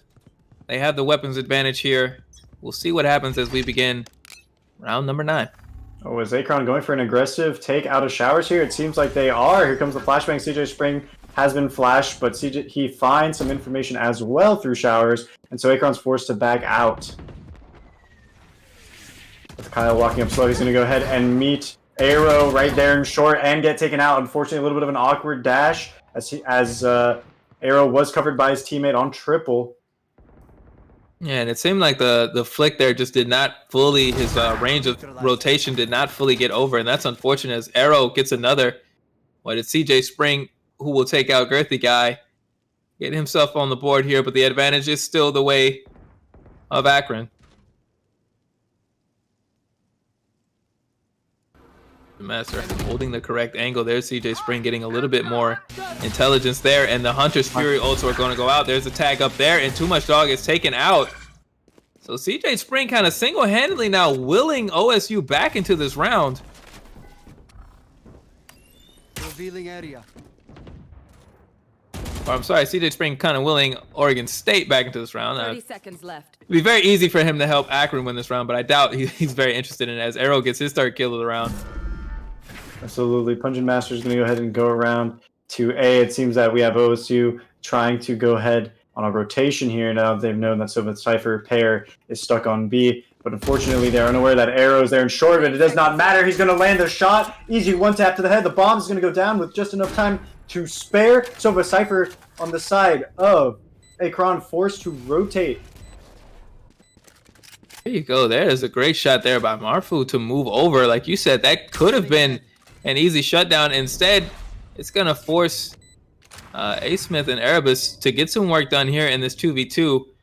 Both teams rocking a Cypher at this moment. It's Erebus, however, who does have that Hunter's Fury. They're going to need to get on this spike quickly as Pungent Master is going to start spraying fire down on it. But A. Smith with a huge shot there. And there's Marfu again. Erebus does get the kill, but do they have enough time? This is really close. What do you say, Ashkan? Yes or no? Yes! Solid 2.6 seconds there. Oh my god, very amazing headshot angle there by Marfu to stay up and to also dodge Erebus's Hunter's Fury as well, with both Hunter's Furies going out in that round. Pungent, unfortunately, not getting the shots he needs to get on A. Smith. So right now we have a little bit, perhaps of a little bit of team talk, mental reset going on here, because it was not that bad of a round. It just needed to have a couple of those little details shored up on the ends. It's been back and forth from that. You know that the both teams are going to need to be very clear in those communications, because those little details can make all the difference here as we see Kyle on that Judge. And we've seen this pair up lead to some big things here when you get a shotgun on a Jet and she's got some flashes to go behind her. Ooh, does Girthy Guy take his shotgun pick? Oh, unfortunately he does not. He's unaware that the two are in there and gets spotted, forced to get out of showers. Marfu's going to go ahead and take an entry into Arrow. Pungent Master gets Girthy Guy. Erebus gets a headshot on Kyle. The site is now taken by Osu, but we're going to have a scramble as A. Smith and Erebus try to get back. Erebus gets picked by CJ Spring, and so does A. Smith, making for 2 kills. Too Much Dog tries to get on the flank, but unfortunately is spotted by a tripwire. It is 1v4, and you know what, Eli? I don't think there's much you can do with a Judge in this kind of situation. Yeah, it's feeling very unlikely here at this point. You see the cameras up there, and if you're Too Much Dog, you just got to be aware when it's not worth it to put the dog in the fight. You still got a couple of rounds left here. But it looks like they're going to try to push up. But they're just going to kind of hold somebody if they try to exfiltrate here. But it's Voltage getting the kill. And there is a round there for OSU. They are the first to 6 here. Reminder, of course, these rounds are first to 13. And each team will take turns attacking and defending. So right now, if you're Oregon State, you have an opportunity. You're up 6-4. You have a shot now to take 2 more rounds, maybe have a very strong lead heading into the second half. Ashkan, how do you do that if you're Oregon State? So Oregon State to propel, to continue their lead right now, they're going to have a pretty free round here as Akron is stuck on the light buy, so they're going to go ahead and take this round out. And so long as they use their ultimates and farm the orbs this round, that's free, they will be able to secure a nice post plant and end this 8-4.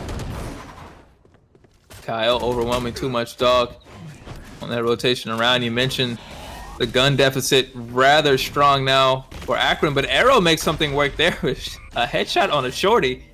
How about that on the Kyle? All the same, it's Voltage into the site here, and they're going to take this corner. Arfu moving in as well. There's the plan here, but this is a little risky here as they turn these short corners. It's CJ Spring looking amazing. They take out Girthy Guy, but Arrow gets their second kill of the round. And they're still stuck in U-Haul. Surprise that has not been cleared, and it seems that it's going to be a pretty easy take here for Akron if they can get some weapons back. Online Voltage up here in U-Haul. Now he's the one who's running around in secret. He gets a pick on A. Smith. Erebus trades him out, and it's now 1v2, 1v1, and Brimstone is 1 shot, 1 kill, and 1 shot it shall be as CJ Springs secures his 3rd kill for the round and secures his team the round win. CJ Spring, 100% the MVP of the round, of the half, I should say. Although of that round too, 3 kills, clutching it out. They're definitely MVP of that round, but that has been CJ Spring's time to bloom here as Oregon State gets out to a 7-4 lead. They have an advantage heading into the half. They want to finish it strongly. We mentioned what the key is going to be for Oregon State. Now, if you're Akron, Ashkan, you want to protect this deficit, at least try to mitigate it. What do you do to win this final round? I would, as Akron, I'm telling them, hey, get off the site. You got breach hole. Use it for retake. Simple as that. There you go. Smokes out here from Kyle. Erebus there sitting in the corner. They do see, I believe they see Kyle going in, but they won't get much else as Voltage shuts them down. That's another quick take here for OSU, and Kyle gets the blades out. They're going to be looking to end this round in a hurry. Oh my God. Collateral shot. Here comes the retake breach ultimate. Someone is stunned there and 2 is going to go ahead and get taken out, but unfortunately a trade occurs. But hey, it's still 2 for 1. Punch Master stuck in long. Arrow's going to go ahead and defuse the bomb. Giveaway's position. Punch Master shooting to try to get it done. Unfortunately is not able to find the pick as he is smoked off. And the deficit has been mitigated. We're going into a 5-7 half. Switching sides. Akron at 5 on the attack side now. OSU taking the defense with 7 rounds. Well, I tell you what, Girthy Guy right there is going to be able to throw their weight around after that type of shooting there. You get that line up double kill just like that, almost with 1 click. And now Akron has salvaged that round that started out fairly well for them, but eventually just didn't go their way. They're just a little bit behind now, but with this pistol round, and you know the way things work, Ashkan, you win the pistol round, you have the eco advantage, you can win that second round very quickly. A 2-round lead can be very precarious, so it's going to be very important now for both teams to get out to a hot start at the beginning of this second half. Absolutely. I'm currently betting on Akron having the double initiator to be able to win this out because the flashbangs and the information are going to be phenomenal on this map. So we're going to go ahead and have a little bit of a slow start. A couple of fights here and there, 1 out of long, couple in showers. A. Smith is going to get traded out as he takes CJ Spring. So 4v4 is retained. Of course, Breach and Sova still on the board for Akron. Nothing. Oh, too much dodge. Check your corners. Punch Master with the patience doesn't overcommit there. Or maybe that was just some pixel perfect movement there and they didn't give away their information around those boxes until the second time around. Regardless, You hate to see somebody die like that. Not gonna lie. It is what it is, unfortunately. But we're gonna go ahead and see the side of Akron move towards B site now, which is held by only one player, and that would be Voltage. And as he hears the arrow flying past his head, Akron should know that he's stuck in the tube, but they go for the plant instead. L9 Voltage is going to find Arrow. The plant is still going down, and Akron's going to find a third one. Erebus finally trades him out, but he's alone on the site. And what are you going to do when it's 3v1 on pistol round? Very difficult movement there. Saw the good shooting there. Voltage really did a lot there, even though they won't be here to celebrate the end of this round. They take out one and then really force Erebus to scramble up. So even after the plant goes down and Erebus is there to win the fight against Voltage, they don't have time to get into position as the cavalry arrives. And now OSU up 8-5. They win pistol round now. They have the advantage. They're going to go see some Spectres coming out. There's Marfu, maybe even going with a rifle. We'll see. How do you maintain this type of eco advantage and make sure that you give yourself a lead that is hard to overcome in the situation if you are OSU? So when you have the round lead like this, your goal is to try to keep control over heavy long angles, right? So these pistols obviously still do big damage up close and personal to the face, and you want to keep that advantage mitigated. There's Marfu with a stinger there on Arrow. Dungeon Master taking out too much dog, so it's another strong round start here. An aggressive defense for Oregon State as Voltage takes out A-Smith and then gets a second there on Erebus. Voltage starting to spark up. There's that third kill of the round. Once again, it is Voltage getting into the angles and doing work on this Reyna already with the Empress ult ready to go. And we're only in the third round of this half. Absolutely, and and it looks like, okay, Akron's going to go ahead and go for their force up by. OSU, however, is going to go ahead and take their bonus round. For those of you who do not know, when you win the first 2 rounds of a half, bonusing is when you retain your economy and instead choose to keep the SMGs you used on the second round. See, rather than that strategy. Yeah, they do have that opportunity. They could. You have the risk of losing that momentum, but you do protect the cash flow. At least you're not gonna over leverage yourself. Dungeon Master there instantly getting shot off, but that kind of tells you all the same what angle you're looking at. As Arrow loads up that molly, CJ Spring gonna get that recon drone out here. It's been Voltage the star of the past couple of rounds, but overall definitely CJ Spring has done a lot of work on that Sova.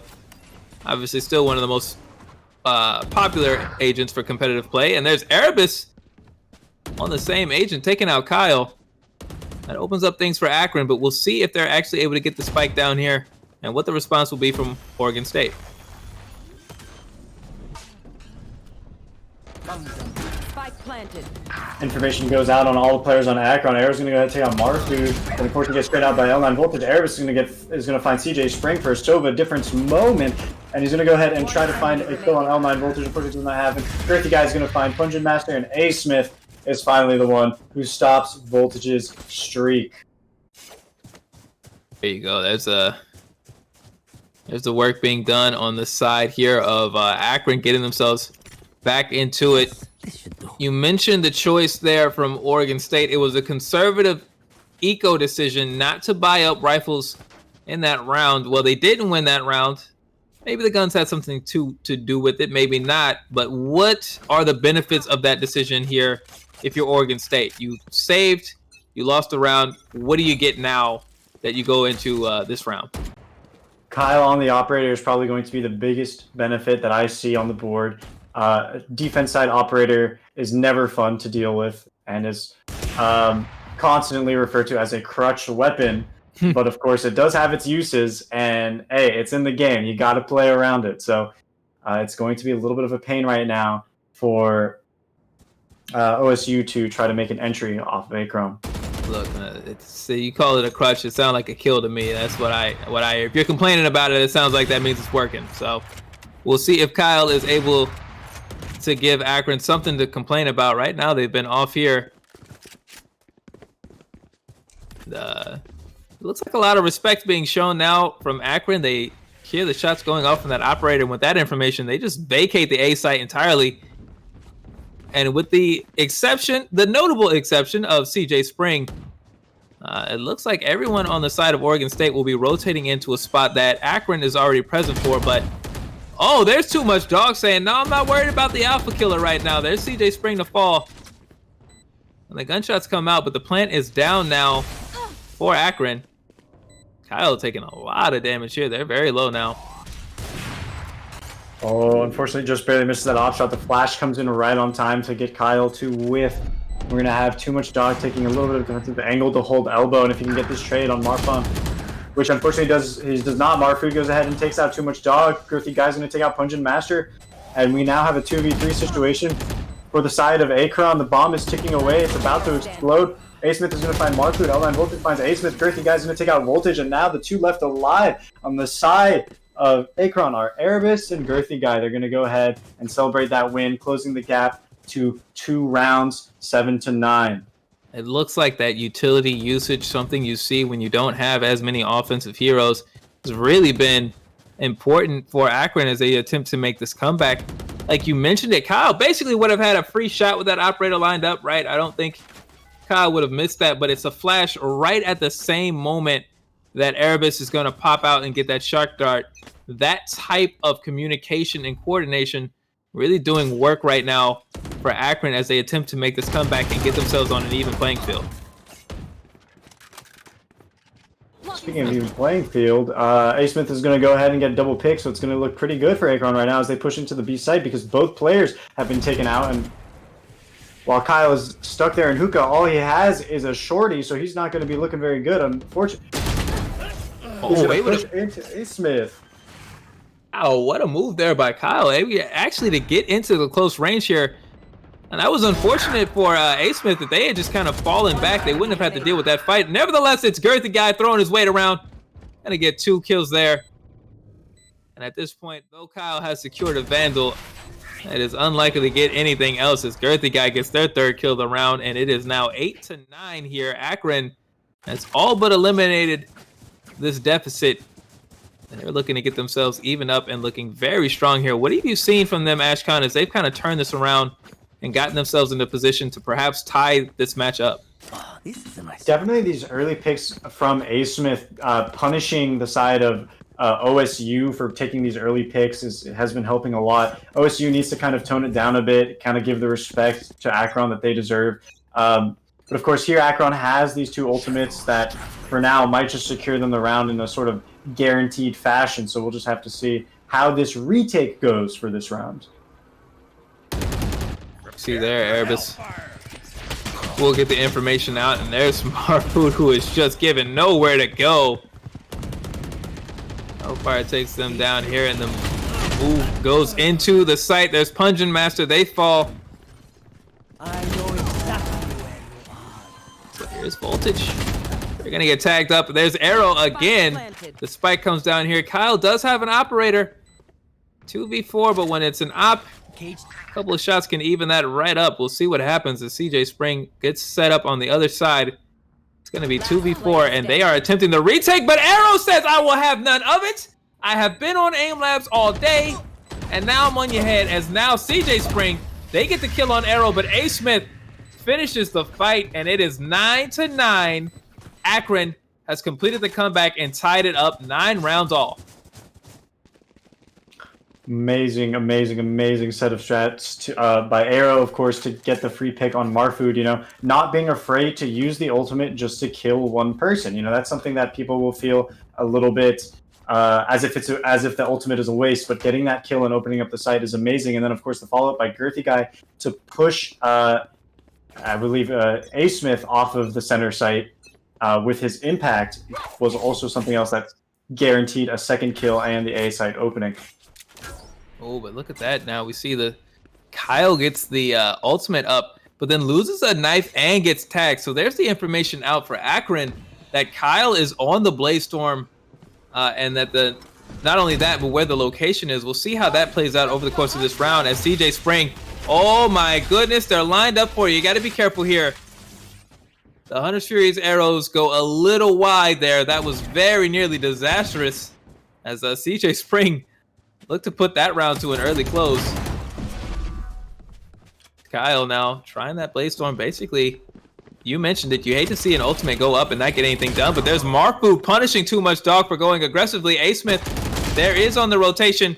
Girthy Guy shuts down Kyle around the end. There will be no miracle play with the Classic in this round, and so it falls to the Remnants. Pungent Master CJ Spring to get something done here, but you see the tag. Oh my goodness, look at the movement there. CJ Spring still finds Girthy Guy. A Smith, though, gets the revenge. It's Voltage alone, and it's A Smith's third kill in the round, and the momentum swing continues. Akron now up 10-9, and we will get a tactical pause here called on the side of Oregon State, as they are not liking what has been happening. The momentum is thoroughly on the side of those Zips, and Oregon State will look to call timeout, figure out what's going on. Ashcon, obviously we don't have access to the comms of either team, but if you were in that Oregon State huddle right now, what would you be saying? What would you be looking to hear from your in-game leaders? Well, if I were Voltage, what I wouldn't want to hear is don't miss your shots next time. That would certainly demoralize me a little bit. But if we're talking about strategy, what I want to hear is, okay, we have a lot of information between our Cypher and Sova. What we need to be doing is playing a lot better according to that information. What I feel like right now is these early arrows are not getting as much as they could be getting, and the Cypher cameras are not picking up as much information as they could be before they're getting shot down. Factor of using that utility to better help it out, but there's Kyle saying, you know what, I don't need your utility. My gun go burr, I shoot them, they fall down, we win. How about that? Maybe that'll happen. It's A Smith and CJ Spring. They have been going at each other's throats back and forth. It's Pungent Master right now who has something to say about it, and Kyle finds their second. So here you go. Here, Kyle and Pungent Master stepping up here for OSU, and Marfu gets the kill on A Smith. Well, I don't know what they had to say in that timeout, but it was certainly loud and clear as Oregon State responds, and they even this up very quickly.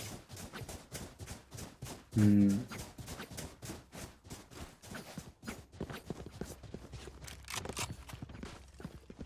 I am racking my brain thinking of what to say, because these two are neck and neck now. With I mean, we did have a momentum, as you were saying, but immediately shut down. Now recently, both teams close to having triple ult on the side of OSU, and Akron nearly having their third as well. In this match, we're going to have to see a lot of defaulting play with this information on each team. And I think what's going to happen is the first pick is going to determine this round. Maybe the case. If so, Pungent Master would love to be able to get somebody seen on the cameras and let people get through. Meanwhile, Marfu trying to cover up that hallway, make it harder for Akron to get in and move. Much dog here. What? Off on that combat stim pack here as Erebus takes out Voltage. That's a big pick. A Smith finds Pungent Master, and even as CJ Spring gets a kill here, the advantage has gone the way of Akron, but they are not pressing it. It looks like they're even falling back towards the A site again as they kind of bip and bop back and forth between sites. They're trying not to take a fight here as Marfu now is going to be forced off. Just too much weaponry in that area, but that's going to reveal the information, and you see the rotationing happening towards A. So it is the full 3-stack here of Oregon State as they will try to get ready and make this retake as the spike goes down. Oh, A man. Smith, go ahead and capitalize your second name right there, because that was some S-class shooting. Girthy Guy, not to be outdone, finds another dink there. CJ Spring falls, and Akron responds. It's haymaker after haymaker in these later rounds. Absolutely. That first pick did absolutely come in clutch, and what was even better was the luck and the chance of Kyle missing that initial off shot, giving Akron the information they needed to say, we are not going this way, and making that final decision to settle on the A side, going all the way around. Because again, ladies and gentlemen, operators, while they are great tools for the initial defense, are not as easy to use on retakes. There it is. That's the intelligent move here as Kyle looks to get another opening pick, but this time Unfortunately for Kyle, not able to get the shot. Camera taken out. Arrow's Arrow's happy about that. You don't want to die to the operator as the first shot of the round. It's kind of a little bit frustrating. Thankfully, if you are a fan of Akron, you don't have to worry about that. They decide which site they want to take here. We haven't talked much about the splits as far as defensive formations from Oregon State, but what are you looking at here, Ashkan? What intel are you able to gather from the map and the positioning for them in this round? I like to set up on the A with the tripwires. Pungent Master is able to get a pick, but unfortunately when he gets picked off, those tripwires are going to go null, and that's going to go ahead and open up the site for Akron. Like every time I try to throw you a question that is actually the cue for our players to just say, go ahead, put the guns on full tilt and go crazy. There's Marfu there again stepping up. They're gonna take out A Smith. The spike is down, however, so there is a sense of urgency necessary. You are Oregon State, otherwise you will be looking at a match point. As Marfu tries to move in, they get shut off by Arrow. Erebus finds Kyle. CJ Spring got Arrow, but wasn't able to take Erebus in the Sova v Sova mirror. And it's Erebus who stands tall, and it is Akron, Acorn, Ayocorn, however you want to say it, match point for them as they are up 12-10. What a comeback for them right now in this second half. Absolutely, and if I were to take a guess right now, and from what we're seeing on the scoreboard, actually, the economy is not looking too hot for OSU. They do have 3 ultimates, but none, I would say, particularly great for a retake. However, here on the side of Akron, they have both Breach and Brimstone. All they need to do is get on that site, play back, let their weapon advantage do the trick with the pressure, and the bomb ticking away to cause the mental fatigue that they need on OSU to lose. Hunter's Fury is going to come out by CJ Springs, but unfortunately he whiffs 2. He's going to go for a 3rd, and nothing lands. Of course, the information is out that, hey, Akron University is here on B long. Marfood holding the corner. Griffin Guy going to go ahead. Marfood's going to get, unfortunately, displaced, immediately taken out by Too Much Dog, who heals off of the initial damage. So, unfortunately, Marfood's impact has been reduced to 0. Kyle's going to come around with L9 Voltage, taking off Ace Smith with a headshot. Okay, guns are now on the board for the side of OSU, so things are looking a little bit more even. Too Much Dog takes out Pungent Master. Unfortunately, the advantage is lost. Erebus with the post-plant ultimate. Hunter's Fury comes out. Wait Kyle, a minute. Voltage, Oh, there's Erebus with a 3K to clutch it out. What a flick. The turnaround from Erebus kind of mirroring the turnaround of Akron after what was a very rough first half. They managed to salvage it. They went in to the second half 7-5, but they turn it on heading into the second half, and you see them standing tall. A. Smith 25-16, CJ Spring 21-16. Those two were trading blows back and forth, but ultimately it's Erebus, Arrow, Too Much Dog, Girthy Guy, and the rest of Akron doing the work, getting the win in the end. Well, I tell you what, it was a much different sort of affair than our first match of the night, Ashcon, but I don't think it disappointed. No, not at all. I love the chaos. I love the energy. I loved all of those abilities going out right there. Felt like I was watching Overwatch for a little bit. But hey, it was definitely great. Teams kind of backing each other up and the strategies that they had. As a few comments for strategy-wise, I do think that the comp that OSU had for the defense, or pardon me, Akron. No, OSU had for the defense. I am correct. They did not have much that enabled them for the retakes where they should have been enabled. So that kind of held them back a little bit there. Of course, all of their players still talented. As we're looking at the scoreboard here, everything is pretty much dead even. Both sides definitely looking like they had quite a bit. I mean, like you mentioned, neither team left much room for error, but I think it's a unique composition we saw out of Akron. We have not seen any team really look like this for that agent composition, and they started using that utility, as you mentioned, in the last round. They knew they were at match point. Even better, you have an eco advantage. Might as well throw everything at the wall, and that is what happens. They get the job done and take the victory over Oregon State, 13-10. And I gotta tell you, man, I'm excited right now just to have a match like that, knowing that we are not done tonight. We've got one more match coming up on the other side of this break. But we do have to let you know we also have a giveaway coming up for you. So stick around and stay ready. We are going to have a little something to give away when we come back. Free stuff. If anything, it's you that stop this. When I'm surrounded by the heartless, it's you that turns around this whole mess.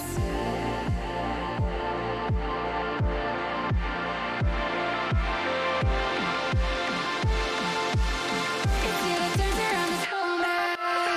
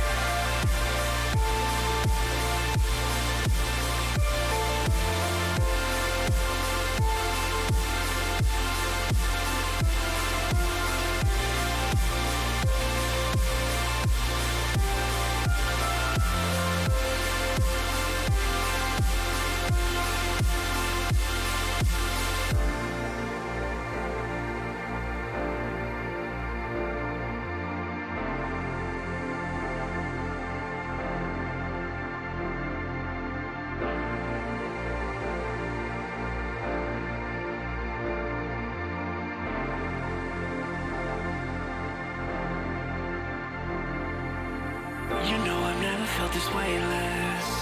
If anything, it's you that caused this. When I keep falling through my heart cracks, it's you that turns around this whole mess. I try to fight my way through darkness. If anything, it's you that stop this. When I'm surrounded by the heartless, it's you that turns around this whole mess.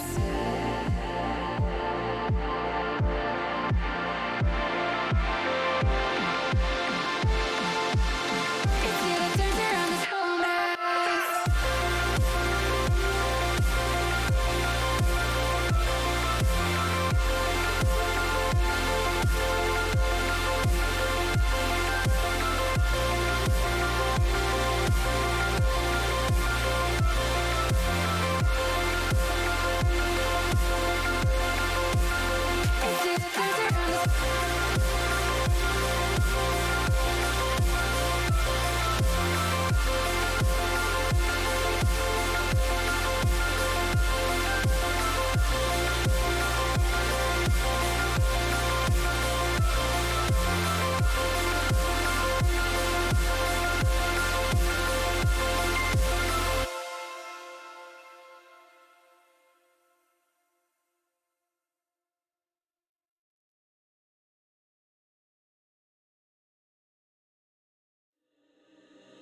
Living by the wayside, distant thoughts are getting high. Head was heavy and I'm blurry eyed. That's all I know. The pace feels fast, I mean it. Without you here, I feel so alone. Energy still depleted. Trying to find a glimmer of hope. Will you look into my eyes and tell me it'll be alright? For my mind is in an eternal fight with itself sometimes.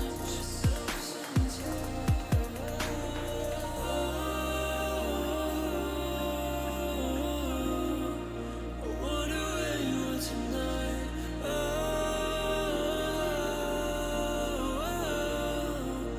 wonder where you are tonight.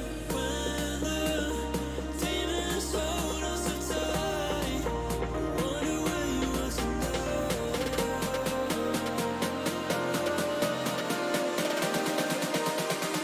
wonder where you are tonight.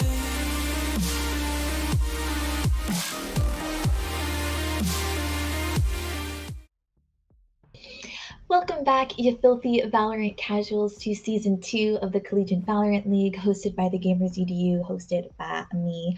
I am your part-time host / full-time Iron Ring Queen B. The last match of the night is gonna be a doozy. CSUF Black versus Hawaii B. But before we get into the high-octane Valorant action that you guys came to witness, I did want to give a big, huge welcome to all the new teams, all the new viewers, and all the new students that are joining us in the league this year. Here at the Gamers EDU, we want to bring mental health and mental health awareness to the forefront of the gaming community. It's a topic that affects almost all of us, but that's really rarely talked about specifically on this platform. So we want to be that safe space for you. So whether you were with us match 1, game 1, season 1 of last year's season, or you're just joining and this is your first stream, we're just happy to have you here. So welcome. And because we couldn't do this without them, I got to give a huge shout out to our beloved sponsors, specifically AIM Lab, who will be giving away an extra special skin in this stream. So make sure you keep your peepers peeled for that. You don't want to miss it. Thank you to all the sponsors that I didn't mention tonight: Ritual Motion, Radiance.gg, Twitch Student, CEV, Gamers Outreach. Your guys' support means everything to us. So thank you so much for believing in us as much as we believe in our players. And if you guys in chat are interested in any of the sponsors that I mentioned, make sure you check out their panels down below. All their info is there, along with exclusive discount codes and offers made exclusively for our family and our family alone. So make sure you head on over there. While you're taking your deep dive down below, you'll also find our Discord, our Twitter, and our Instagram. Make sure you join our Discord so you can talk to us off stream and we can keep up with you guys. And then toss us a follow as well, just so we can be the ones to let you guys know when your favorite teams play.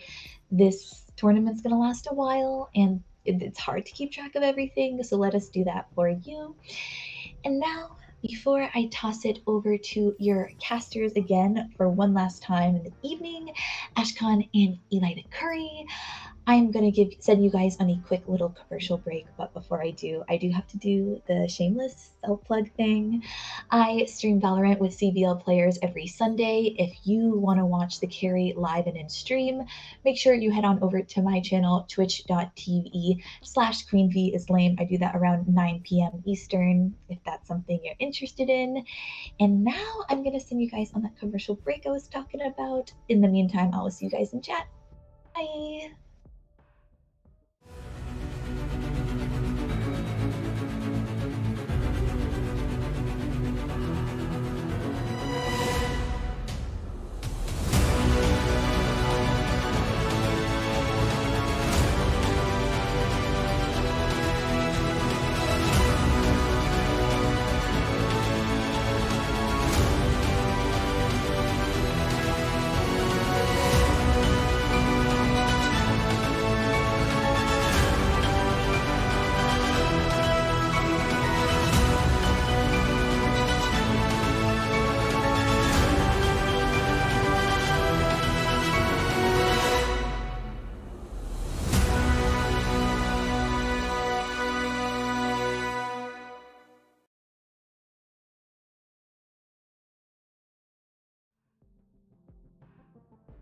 Damn. But don't allow them to.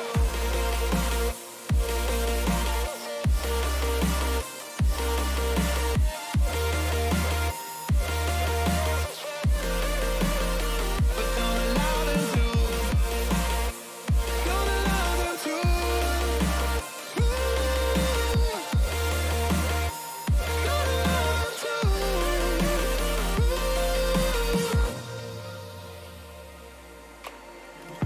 I fear the teardrops may get caught within the downpour. Yet there's never help without relief. Where's all the champions giving out their speeches?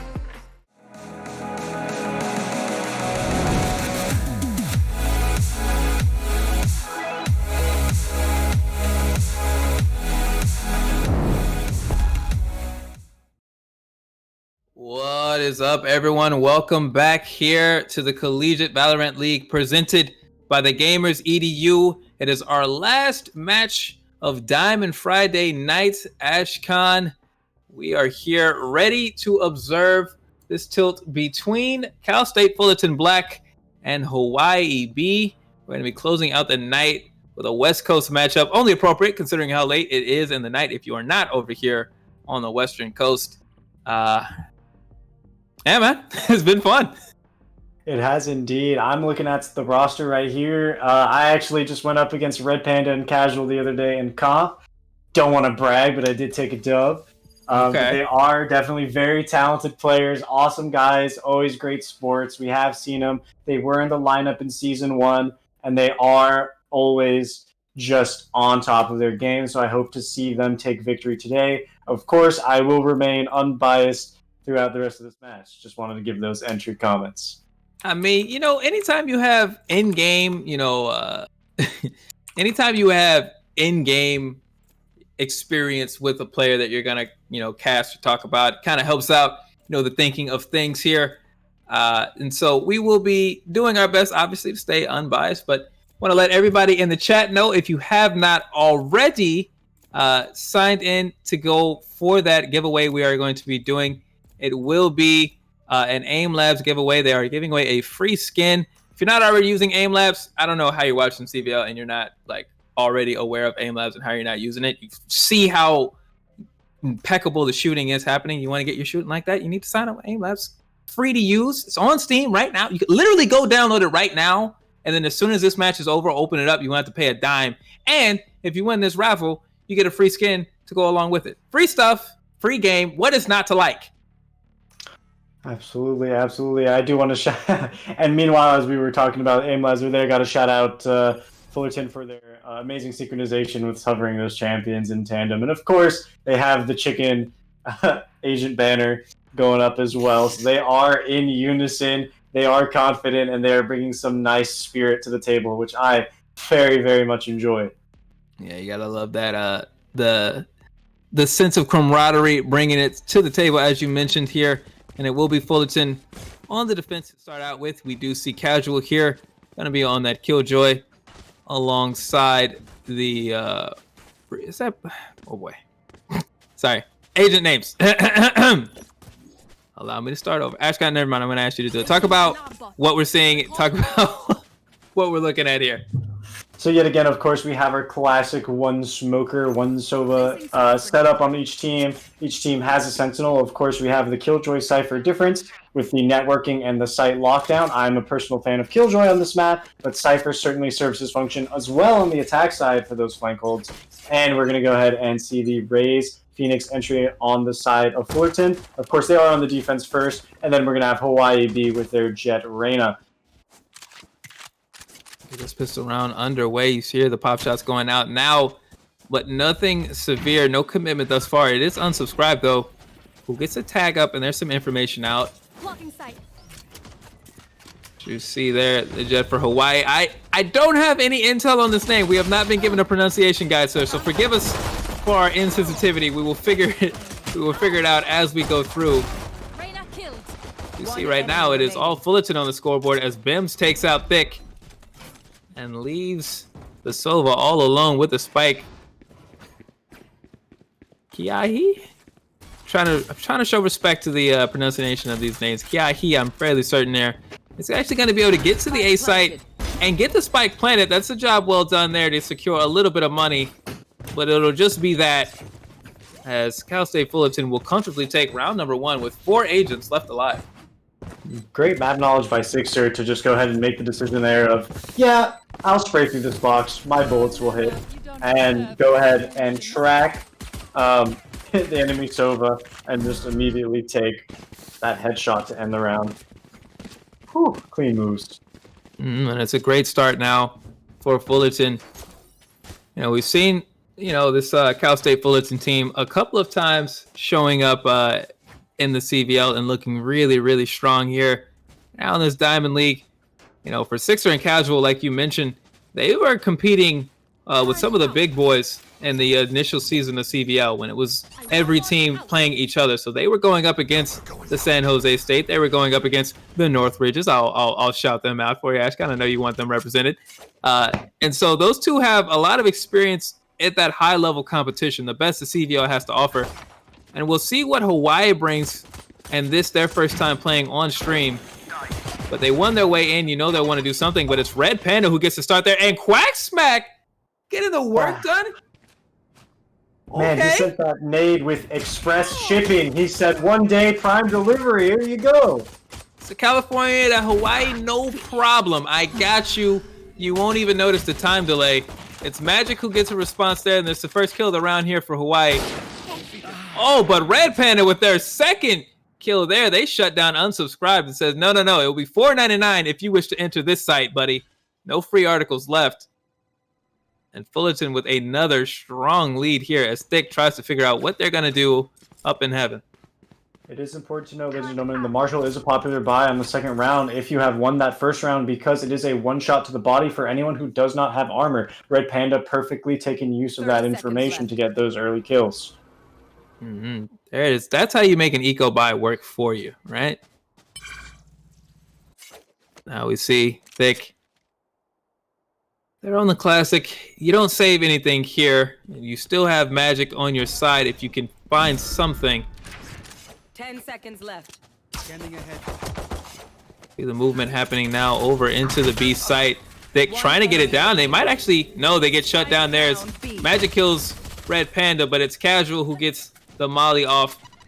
And Quack Smack goes ahead and kills Magic there to finish it off. 2-0 now for Fullerton. What do you see out of these first 2 rounds out of Fullerton that has got them out to this quick lead?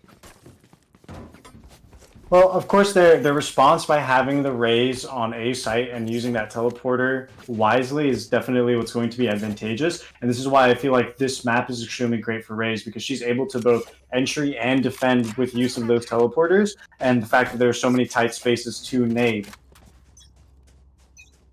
Yeah, it's a, you know, just the angles that we're seeing them cover are looking really strong here as you see Hawaii trying to set up again. A lot of gunfire coming out here, but it's an equal response from CSUF as they're just, looks like they're really comfortable in the positioning right now as they kind of just wall off these areas with a hail of bullets and make things difficult for Hawaii to set up.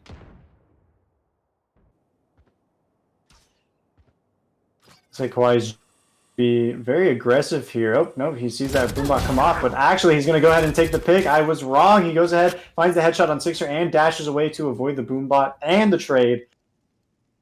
Magic working his magic up on towards the B side. He can probably hear that turret up in the corner there, so he's not going to push past any further than he already has. Quacksnack's going to find Hawaii's jet. Finally, the trade is been taken. It is 4v4. Unsubscribed is going to unsubscribe from the idea to take that fight.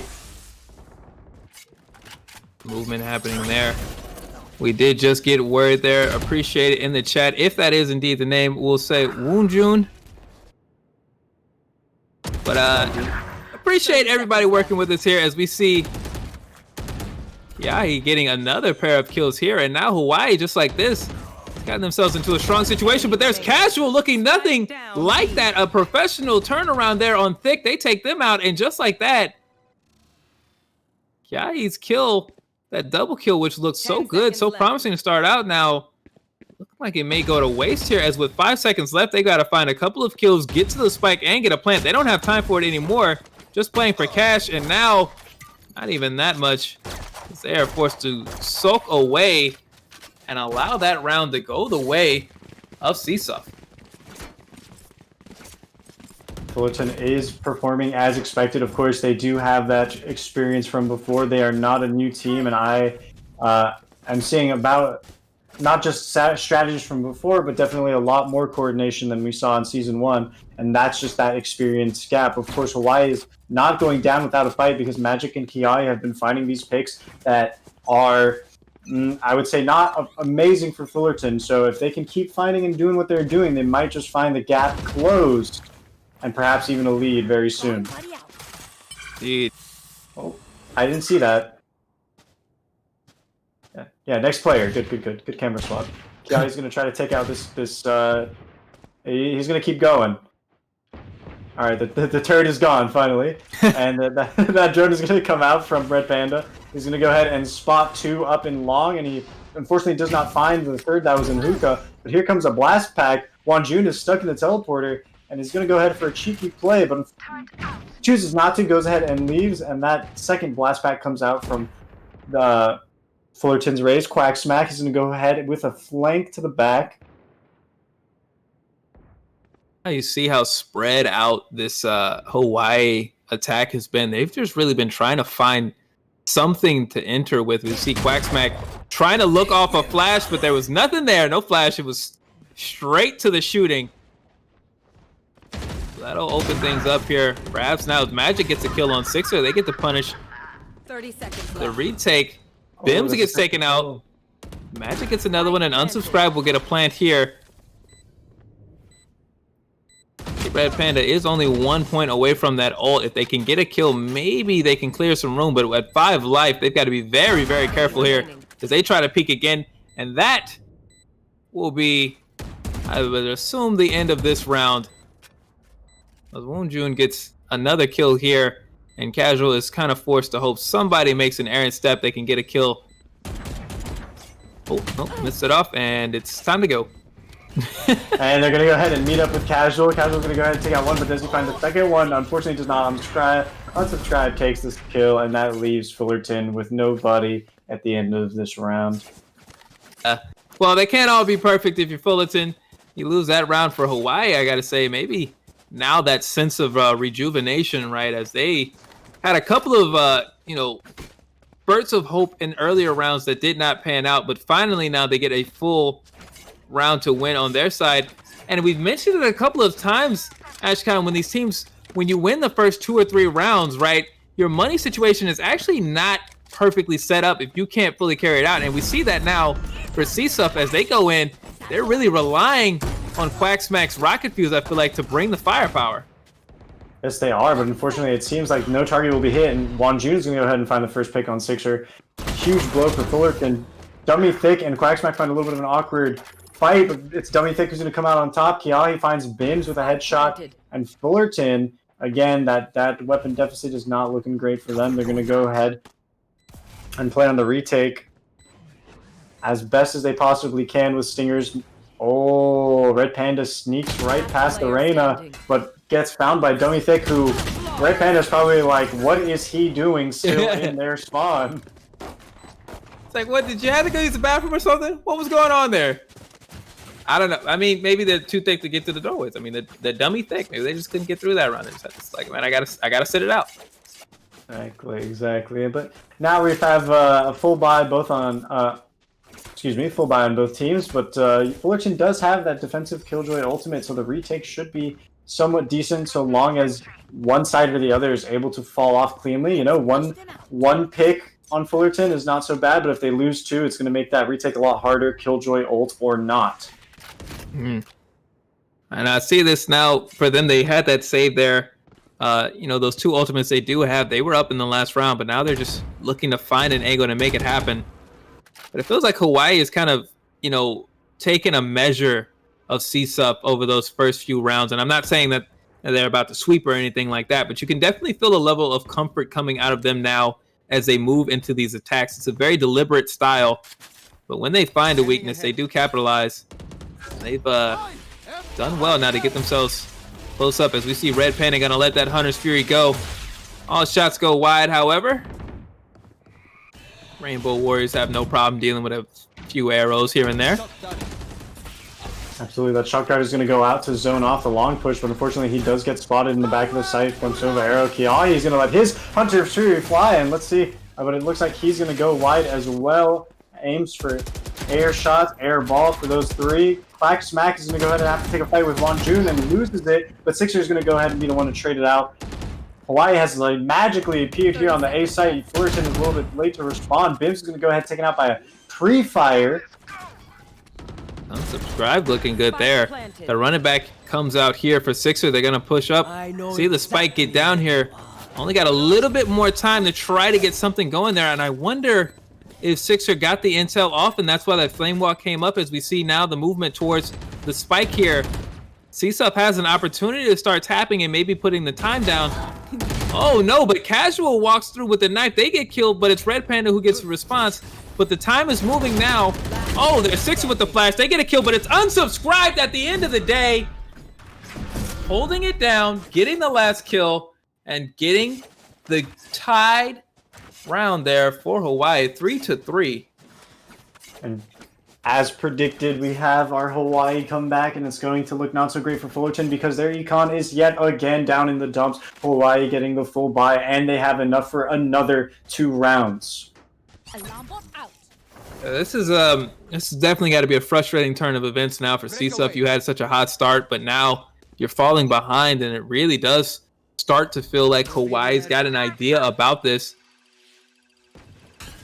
See there, yeah, that's some proper shooting right there. That's not bad. Find out what happens here is, you know, Quacksmack would love to make something happen, even outgunned. There's still a lot of heart left in this CSUF side. They're definitely not going to give up just because they're down on equipment and around.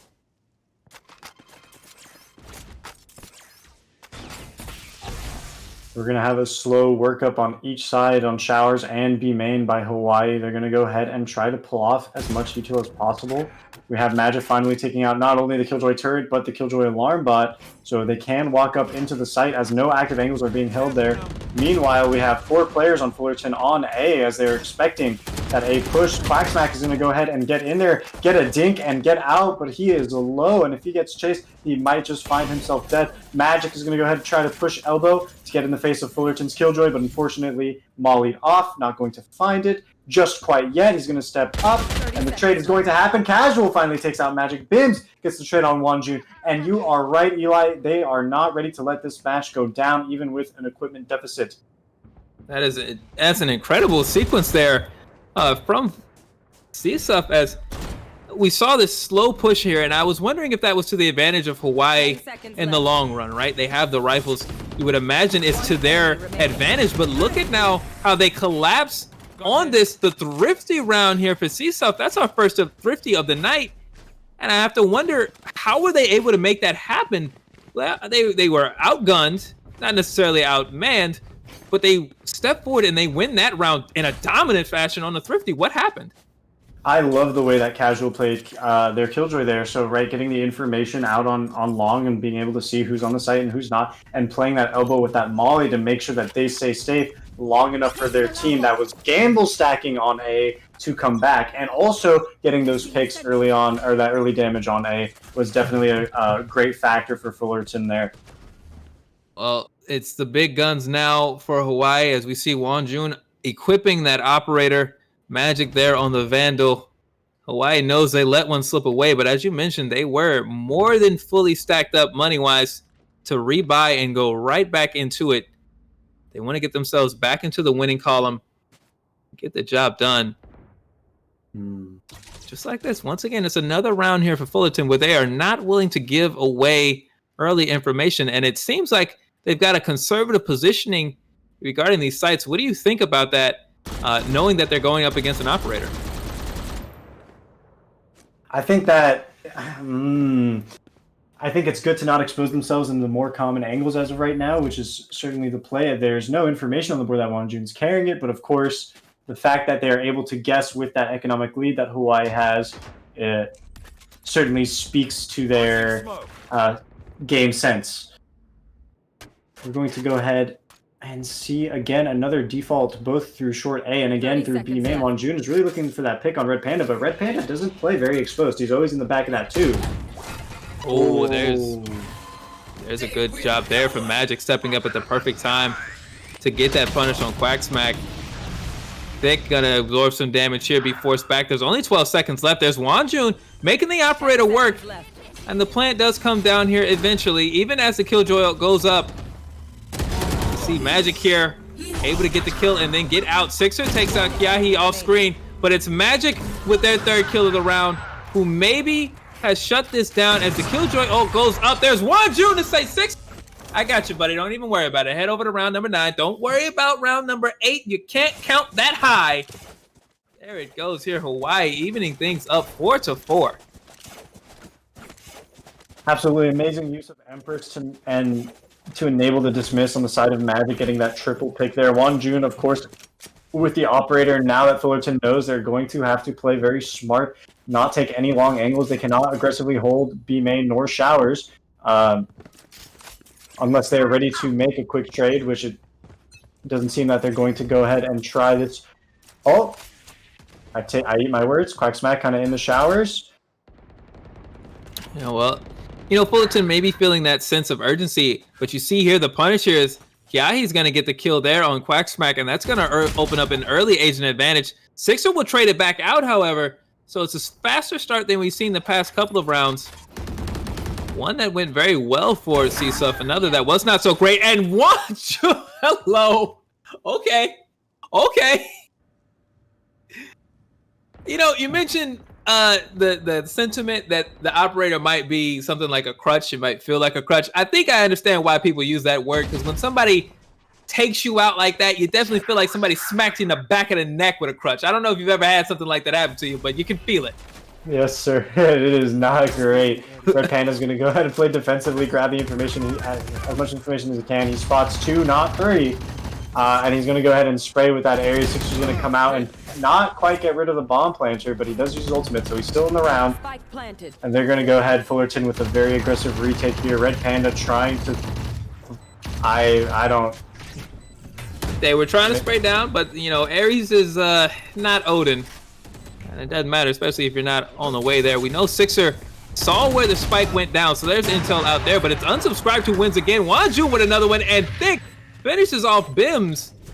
These two teams now, they're not even waiting till the second half. They're going back and forth, slugging it out here for our last match of the night.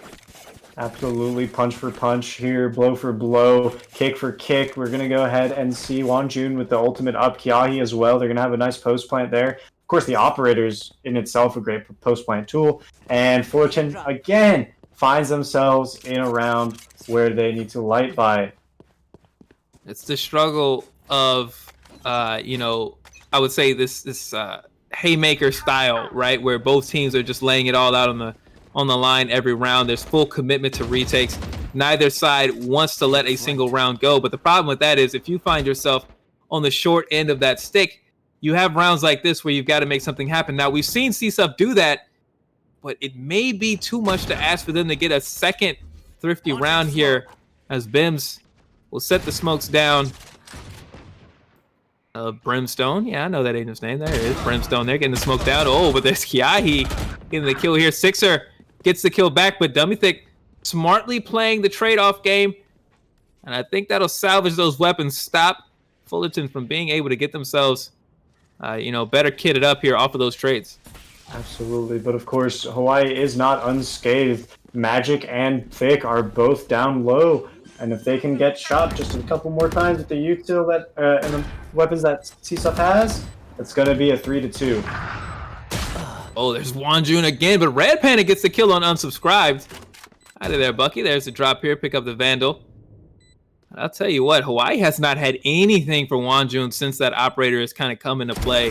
Finished. Deploying drone. Casual gets the kill there. They'll be able to get up here. Red Panda does get the information out, so they can now push that. But look at Magic stepping up to respond, knowing that Wanjun had gotten tagged. Magic takes the fight here, and now that leaves Casual alone with the spike, tracking down with very little time to try to find a kill against an operator in this courtyard. This is going to be very difficult here for Casual. Yeah, he can smile for the camera, Casual. That's the best you can do. Just smile and laugh, buddy. Oh man, but it was a great, definitely, I would call that a success on the side of CSUF because it certainly digs into the economy a little bit of Hawaii. Well, I say that, but actually they're stinking rich. But in normal circumstances, it would have dug into their economy and made the pockets a little less deep. Wanjun, unfortunately, for CSUF, keeping that operator and the ult intact, so he's ready for both close and long-range battles. CSUF is going to go ahead and have to play perhaps a little bit lighter and away from showers, because that's where I feel like they're losing out on a lot of their trades. Yeah, it definitely has not gone well for CSUF if they lose those early interactions. Of course, it rarely ever does if you lose your agents first. You're at a disadvantage, but it really just feels like, between Magic, Kiahi, and Wanjun, Hawaii is setting themselves up for success and then pouncing whenever they find that weakness. Obviously, CSUF hasn't shown too much of it, but any little bit will do. We see Unsubscribe trying to set up, but it's Casual who gets the first kill there. As Magic falls, we saw the flash throw on the Wanjun, so that's going to make things a little tricky for the operator. They're going to have to move around. Get out of harm's way as Unsubscribe takes out the Sentinel. Sentry, sorry.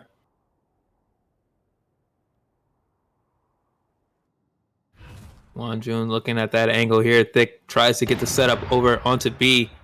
It has not been a full commitment, however, from Hawaii. As you see that spike rotating over from B to A. They're looking to find the weakness before they commit. And CSUF is forced to be patient as they find themselves down 7-4.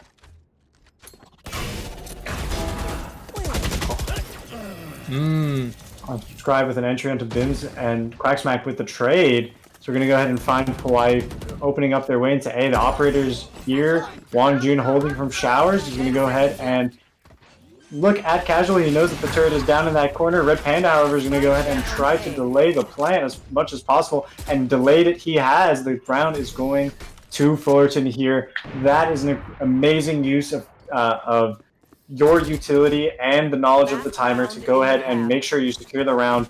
Neither through kills nor defuse, but through running out that timer, which is not something you see a whole lot of, but is certainly something that is a result of, a slower push on any attack side team. Yeah, and I think that speaks to the awareness of both teams, right? Hawaii, who has had this very patient approach to attacking, looking to find one weakness, capitalize, and crush the defense, whereas CSUF has lost a couple of rounds to that style of play. This time, they use their resources to their advantage and say, if you want to play the long game, that's just fine. We'll shut the site down in the last 10 seconds and leave you nothing to work with. With that, now we have an opportunity for CSUF to tie it up heading into the second half. If you're Hawaii, you have the opportunity to secure an advantage as you move to defense. We'll see what happens here as Wanjun's ult comes online. We haven't seen much from that Blaze Storm. It's been a lot of operating from Wanjun, and I am not one to complain, but, the fans love a good Blaze Storm. Absolutely. Let's see if we can get something for the highlight reel. Wanjun, of course, has these operating plays, but these Jet players, when they get that Blade Storm, it's never something to scoff at. He is going to go ahead and hear his team coming up next to him. It is all about the flicks. He's going to go ahead and dash right into the site and find no one, because both of those players on CSUF are in elbow. The defending Killjoy is going to come out with the ultimate. Finds the kill with the Hunter's Fury. Sixer's going to go get a trade. And Quacksmack misses the ultimate right behind Wanjun. But Wanjun is low, gets traded by Sixer. Sixer finds the third kill on Magic. Unsubscribe in the meantime, finding a pick. Kiai finding a third. Sixer unable to find his ace as Unsubscribe ends that round. Hawaii in the lead. Are you serious? Oh my goodness, Unsubscribed. How does he manage that shot there? The quickness to turn and find that shot. I thought we were about to see the ace, and instead it's shut down, and it's 7-5 Hawaii. Folks, I'm serious. Does it get any better on a Friday night? Can you get any better than this? Collegiate Valorant League action. You gotta be here.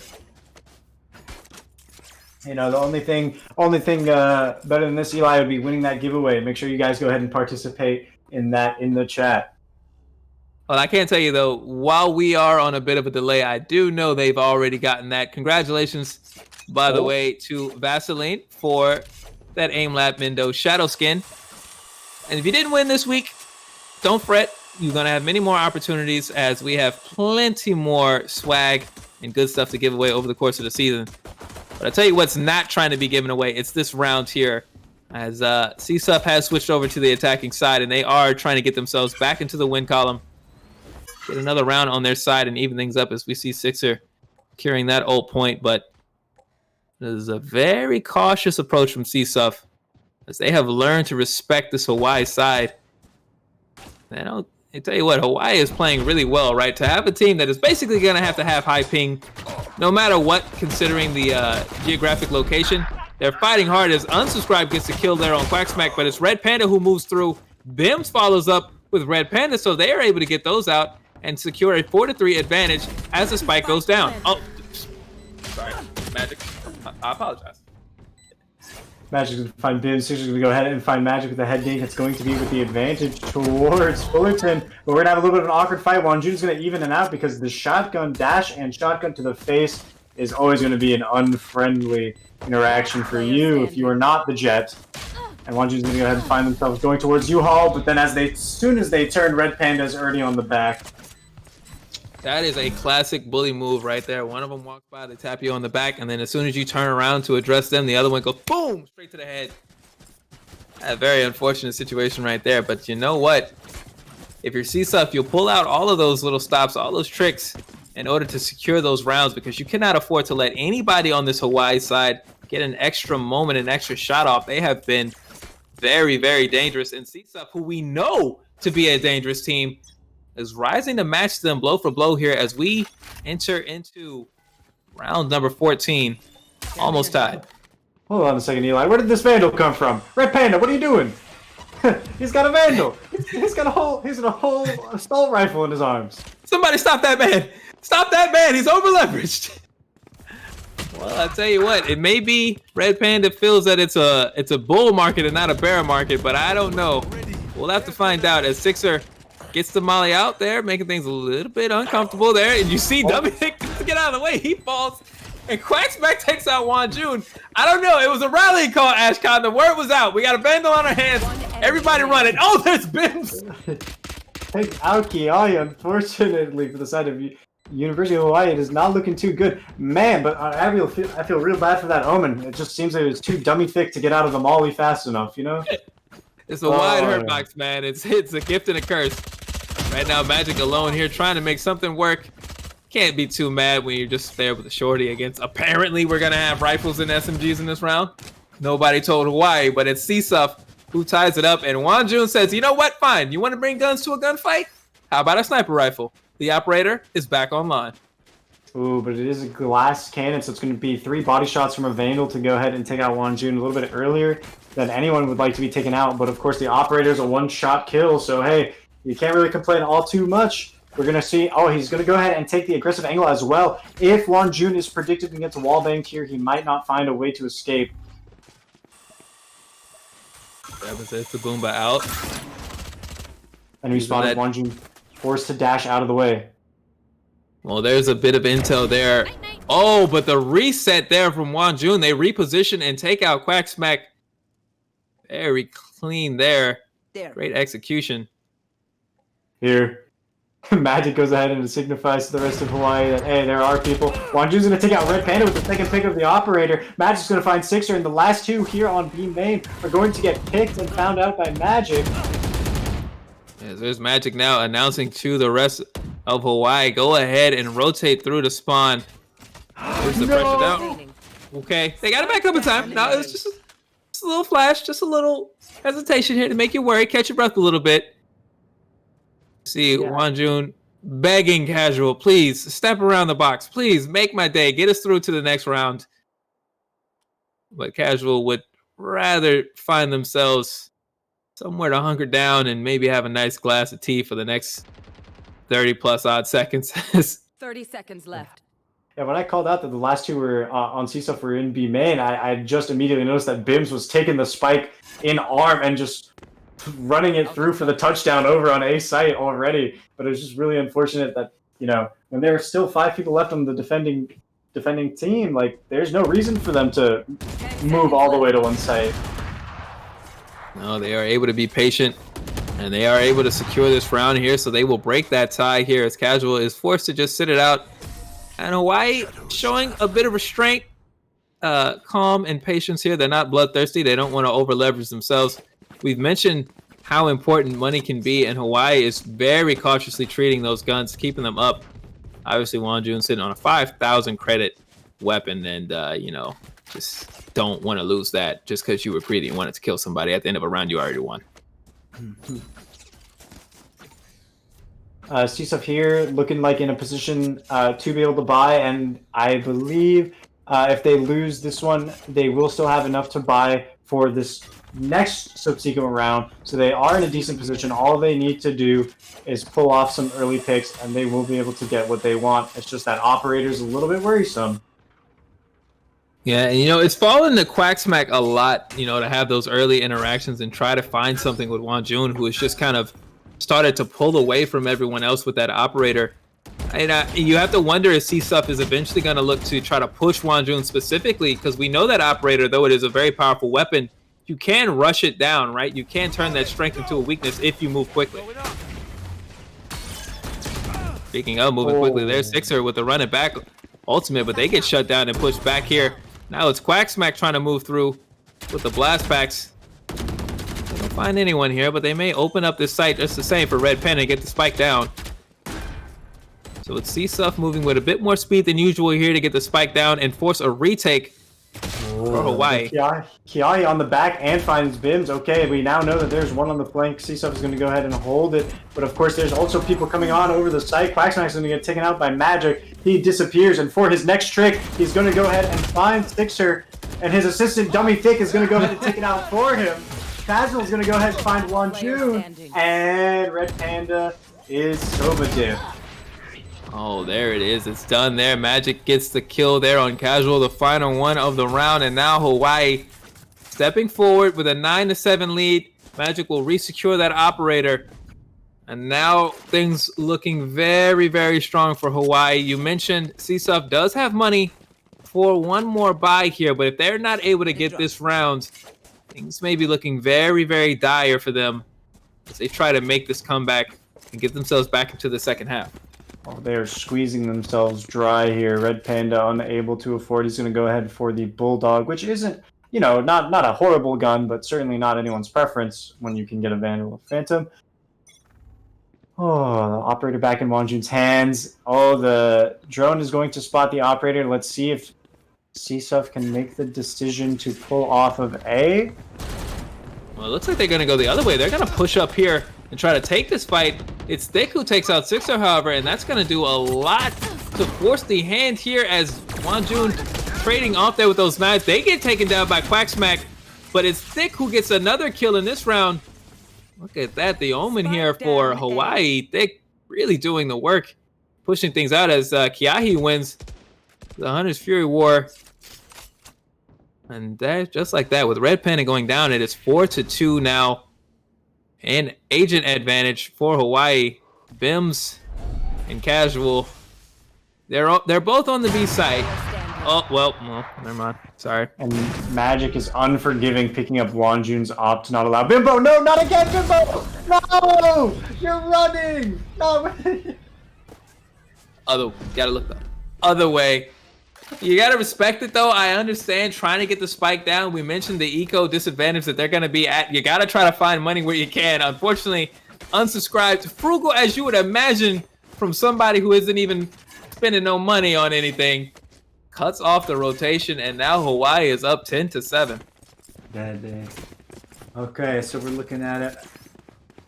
All right, here we go. Another round. Fullerton is behind. Of course, they have been pulling off miracles with it, so I'm not looking too sad here. Oh, whoa! Oh! Hello? That was an operator? Oh, nice shot going out in the chat by Wanjun. He respects it. Yeah, you're gonna say, right? Got it. Respect. See if we maybe will catch that on a second camera, something like that, because Quacksmack may have just set up themselves the aim lab shot of the night. You know, Thick getting pressed up here over on the A site. That's a lot of damage here. Now, if you're C-Stuff, you don't know that you had Thick alone there, but you are going to push up and see if you can create some space. It is Sixer. And Molly down here. They'll find the kill there on Thick. Dummy Thick unable to sneak around. Magic gets the kill, however, on Sixer. If you are Hawaii, you do know that there's an operator somewhere around, but look at Magic. 1 and 2, maybe a third here as they get the look, but it's Kiahi who rotates around taking that information. They get one, but Casual with the dink on Kiahi, and just like that, it's 2-2 with the spike down. Oh, I'm hearing shock arrows. What is that? In the grave, maybe we get it down here as we see the Molly goes out here. Unsubscribe will begin this defuse. It's gonna fall down there. There's the Molly here. They're putting pressure on it. And the kill happens there. Unsubscribe not able to get it done. Casual gets Magic. And somehow, again, Ashcon C-Stuff finds a round with a box of scraps in the desert. They were in a cave, my man, with a box of scraps. And they said, you know what? I got a deagle. I'll just go ahead and kill the operator. No problem. I got this. What is happening? How did they do that? They've been grinding AimLab free on the Steam Workshop because honestly, those were absolutely insane. But that ending with the mollies has to be great. Unfortunately, Casual's first molly did not missed, but Bim's did not. And so to keep people off the bomb defuse like that is always critical when you have characters with Molotovs. Quacksmack gonna go ahead and get wallbanged here a little bit. He decides, you know what, maybe I don't want this smoke. Goes ahead, thinks again, you know, maybe I do want this smoke. Kiahi's gonna go ahead and pick. There's a little bit of aggro stuff going on in the showers. Dummy Thick is still in the same position as he is every round. He's going to go ahead and fire through that box. We see Kiahi trying to reassert themselves. Kiahi had a lot to do in that first half, had a lot to say. This time has had a couple of moments back and forth, but really has not been able to be a huge factor for the defense for Hawaii. All the same, they do have that lead, so you know they are looking to clutch it out and finish it up, but C-Suff just constantly finding ways to get themselves back into this match. Every time they lose a couple of rounds straight, it feels like, okay, this is the moment where maybe we can write them off. Just when you think that somewhere they find a shot, it's Quacksmack or it's Sixer doing something special, but they'll need another strong performance. With only 30 seconds left, no kills. They'll have to find somewhere to get this spike down, and they've got to get it done in a hurry. Fullerton is looking to go ahead and take an entry onto B. Magic goes ahead and pushes up through that smoke to go ahead and help his Cypher reinforce the site. Magic's going to go ahead try to look for people, but his sights are blinded. Everything is all in his way. Planton is going down, but he's going to get quick. He's going to get Quacksmack before the ult even goes out. Sixer finds one. Unscribed. Bibs. Sixer to just find a second, but I'm Dummy Thick is going to find two after he teleports back onto the site. Sixer has respawned from his ultimate, is going to find a third, but unfortunately there's not enough time. Not enough there for Sixer, who was almost going to wear the hero's cape. They got 3 kills, but unfortunately, like you mentioned, that spike going down when it did, C-Suff suffering for their patient approach there. They did not have the time. And, you know, even with that kill, Hawaii takes it. They get up now 11-8. But we look at the ultimates here, right? You've got Sixer on another run it back ult. You've got Casual with the what is kill? It's called the Killjoy ult. What are we thinking right now as far as the push here for C-Suff as they look to try to win this round and prevent Hawaii from getting to match point? Well, I did like the strategy that they ran last round. The issue is they did not clear the site in its entirety in the way that they should, and they actually, with the Phoenix Wall and Cypher cages that they had, blocked themselves off from being able to see the entirety of the site, which resulted in Quack's early death, even with the ultimate. So, with this push with Killjoy ultimate that's going to come down, they just need to make sure that they take the ground they need to take and that it is safe. Or see, it's set up here on the B side. but they're moving towards A. It's a little give and go, but Thick was ready for it. They get the couple of kills on Bims. Thick punishes this fake out here, and even if Red Panda does get this kill, you've got to feel like Hawaii has a massive advantage heading into this. Kiahi takes out Red Panda, and it's just Casual left. Ironically, the only person who was actually on the B side, the last one standing. 30 seconds And I can't see this. Is there any hope here for them to prevent this from going to match point? I don't think so, Eli. I think that they were going for a very risky bait and play ultimate, but unfortunately, that ultimate from Killjoy was not threatening enough to push anyone off of the B site or pull anyone towards it. Right? They were hoping for a rotation from Hawaii's A players to go B, and that just didn't happen because there was no need to. Yeah, you wonder what could have happened maybe if they run it back ult into that site, try to pull everybody in, make it a loud thing. Hey, there's Casual getting a little bit of money there off of Magic, but you'll take this if you're Hawaii. You move into match point. You still got the operator up. You see Unsubscribed has that Cypher ult, and that information, I think, may be mission critical for Hawaii, because if they can just get the intel out, locate everything, it may be time for them to just put the foot to the, pedal to the metal and try to finish this round in a hurry. Wanjun going to go ahead and giving himself an extra gun there with all his extra money. He has a Phantom stuck in the corner there, so if his operator needs to be switched out, he will switch it out. And unfortunately, this is CSUF's third round in their most critical round, where they have a player that does not have a full buy. Not looking all too great for them. Dummy Thick is in his traditional position, and he has yet to be contested on it. We have the Hunter's Fury coming out on Red Panda, who snipes Kiahi, who just did not move. What? I think from Kiahi's perspective, maybe they're trying to fake out Red Panda. You know, Sovas know how Sovas think about it. But Red Panda took what was offered. It's Casual gets a kill on Magic, but it's Unsubscribed getting 2 pieces. Thick gets Red Panda, and just like that, the agent advantage swings back to Hawaii with the Cypher ult out. The hunt is on now for Bims and Casual, who are the last hope for CSUF in this match.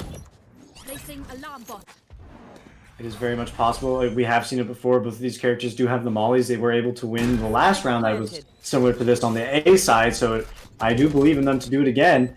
And there are 2 players low on the side of Hawaii who are just 1 shot away from passing. You see Wanjun taking that long angle, looking to make things rough here. They push Casual off that spot. Still, nobody who is up. Just as soon as I say that, you see they're tapping on the spike here is Bims. Get the molly out. Maybe they should shoot it up in the hookah. See there. Oh no, you can't peek there on Wanjun. Not with the operator. But all the same, there's Bims there spraying down the spike.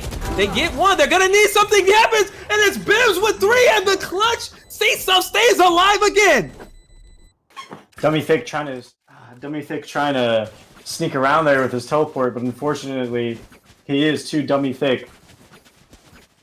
Oh my goodness, there is a little bit of life in this elephant after all. They are not done just yet. I really thought we were almost done, right? I thought we had it almost packed up, but something about this CSUF side, man. They just have a flair for the dramatic. They stay alive here and push Hawaii off of it. You see Wanjun now for the first time in a long while, not on that operator.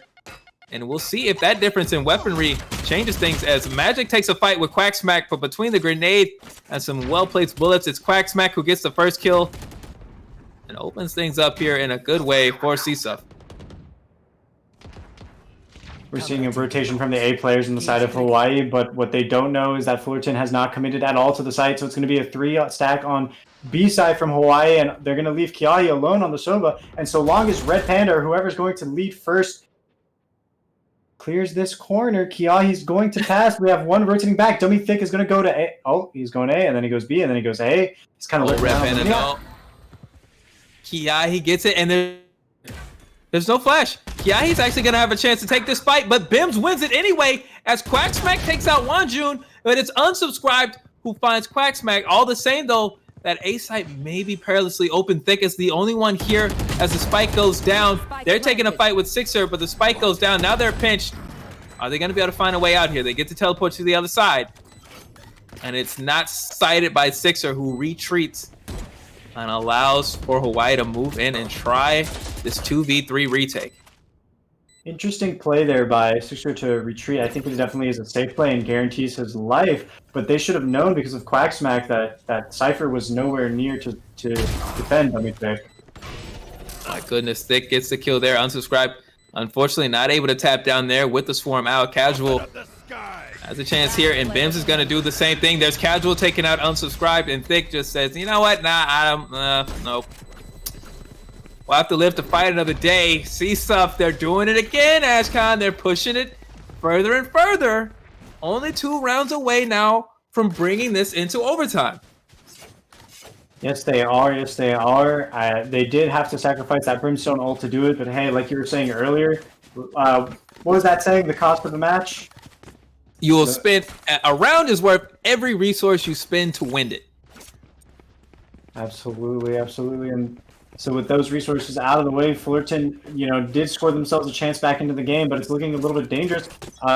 Hawaii does have 4 ultimates, but again, I'm going to point out here that their composition, these ultimates are not great retake ultimates, so it shouldn't be too much of a threat for Fullerton as long as they can get the right picks.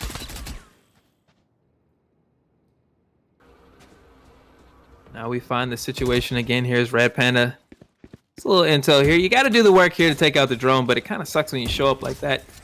You know you're seen. So we see the utility getting thrown out into the B site. It's Bims, the hero. Oh my goodness. Oh, no. Bims, the sweet prince, gets taken out here by Kiahi, but there's Quacksmack with the revenge. And Kiahi now, just now got a rifle in their hands, but only 11 life left. And they're going to run really away. tagged up. And Sixer's on his tail. He heard that going in, so he's going to go ahead and try to secure the A side in the meantime. Casual's going to find Magic very easily on site. Quacksmack's going to go in. Fortunately, does not find Unsubscribed, but it's okay because Red Panda gets him. But I'm Dummy Thick is already here on the rotate. God, it's a mouthful to say every time. Well, those two, they've managed now to get a couple of rifles in hand, right? Duke, Kiahi, and Thick. So they're not totally out of this, but if you can't step on that. You can't even get around it. Because with that low life here, they have to respect every little bit of environmental damage possible. Can't even go through that wall. Standing ahead. A couple of shock darts here. This is an admirable effort to still try to get some information out, but the spike is down. Enemy remaining. Sixer does get the kill there on Kiahi. And there's Casual taking out Thick. It's 11-12, Ashcon. It's getting closer, man. It is indeed. Fullerton is 1 off. Casual has the ultimate for the entry. Quacksmack does as well. It's not looking too great for the side of Hawaii. They might find themselves in overtime here. So you see them loaded for Bear. Wanjun gonna forgo heavy armor, instead gonna get up on that operator. The ultimates right now for Hawaii, not exceptional, although of course that Hunter's Fury can be. We've seen a couple of Hunter Furies in this game have a big impact. You know, their Cypher is not far off as well, 5 out of 7. So their Cypher not far off getting that tag up, but they're gonna need something special out of the gunplay this round here, or else they will be forced to go into overtime here with C-Stuff. Eli, did Wanjun just miss the turret? Look, we're not looking right now. We're just going to pretend that he did, okay? Just going to pretend like we didn't see that. Yeah, his teammate Magic, got someone else, so that's fine. Exactly. See, we don't focus on unimportant things like who hit a turret or who didn't hit a turret. Talk about somebody hit a human, right? So let's Quacksmack down. That's the opening kill for Hawaii, and they need that now. Here you see Sixer forced to move back, heal up. C-Suff has come so close. They were down 8-12, and now they are in position possibly to try to force overtime. But Hawaii, they've come so far. Oh, there's Sixer punishing Kia. He looked off just a little early, and Sixer's timing was perfect. Absolutely. Kiahi's yelling at Thick right now, saying, "There was a crack in your smoke.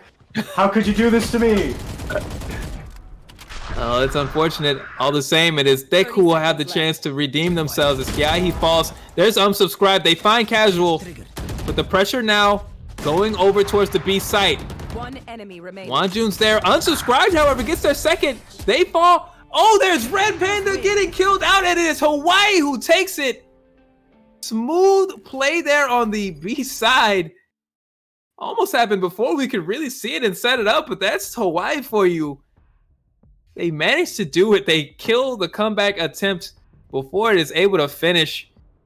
Oh my goodness, Ashkan, what do you say about this? What is your take on maybe one of the best matches we've seen so far this year? I think I'm looking at a great rivalry in the making right here between this with CSUF and Hawaii, because that was a match that was amazing to watch, amazing to see. The strategy was there. Of course, we had all the shooting. We had great clutch moments and just as funny fails. I think what I liked about it the most was their CSUF's ability to sort of adapt. Eventually when they saw the operators coming out, they kind of worked around it. But then additionally, of course, Hawaii being able to take those aggressive angles and aggressive buys constantly and finding themselves dominating the economy multiple times throughout this match. And I'm glad that you brought that up, that you did mention that, because it was something that we kept mentioning. And when you get to 13-11 to finish it out, those little rounds that you lose just because you're not fully kitted up, your weapons, that they come back to bite you when you've got to try to win a round like that. You don't have any more room to give. Maybe something for CSUF to keep in mind as you see the performance out of everybody. It's a tightly packed, congested red end. I love to see this out of Hawaii, right? They don't have anybody on top and nobody's on the bottom, but everybody is above 500. And though KDA won't give you the entire story, it just goes to show you how consistent they are across the board. And it looks like Hawaii may be a team to look out for here in our Diamond League. Well, it was a great match, Ashkan, and I'm sorry to see it end, but I must report that we are at the end of the night. It has been an amazing night of action here at the CVL, and we're not done.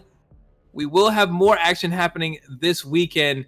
But for Ashkan, I'm Eli the Curry. We want to thank our partners over at MSI, CEV, the California State University Entertainment Alliance, AIM Labs, HyperX, Ritual Motion, and Radiance.gg. Before we go, Ashkan, have any final words for the folks at home? Nothing. Congratulations to all the players who showed up today to do their best. I am honestly very impressed. I came out here tonight with great expectations with all the players that I have seen in my own game, and they were blown out of the water. I loved watching everyone, their strategies, their decision-making, and their shooting, and I'm just glad to have been here tonight. Thank you guys so much. Well, there you have it, folks. I want to also shout out our lovely host, Queen V, as well as the staffers over at the Gamers EDU, bringing this quality content to you every single night we're up and live. We will see you all next time for more Valorant. It's dope. Been focusing on healing my fractures.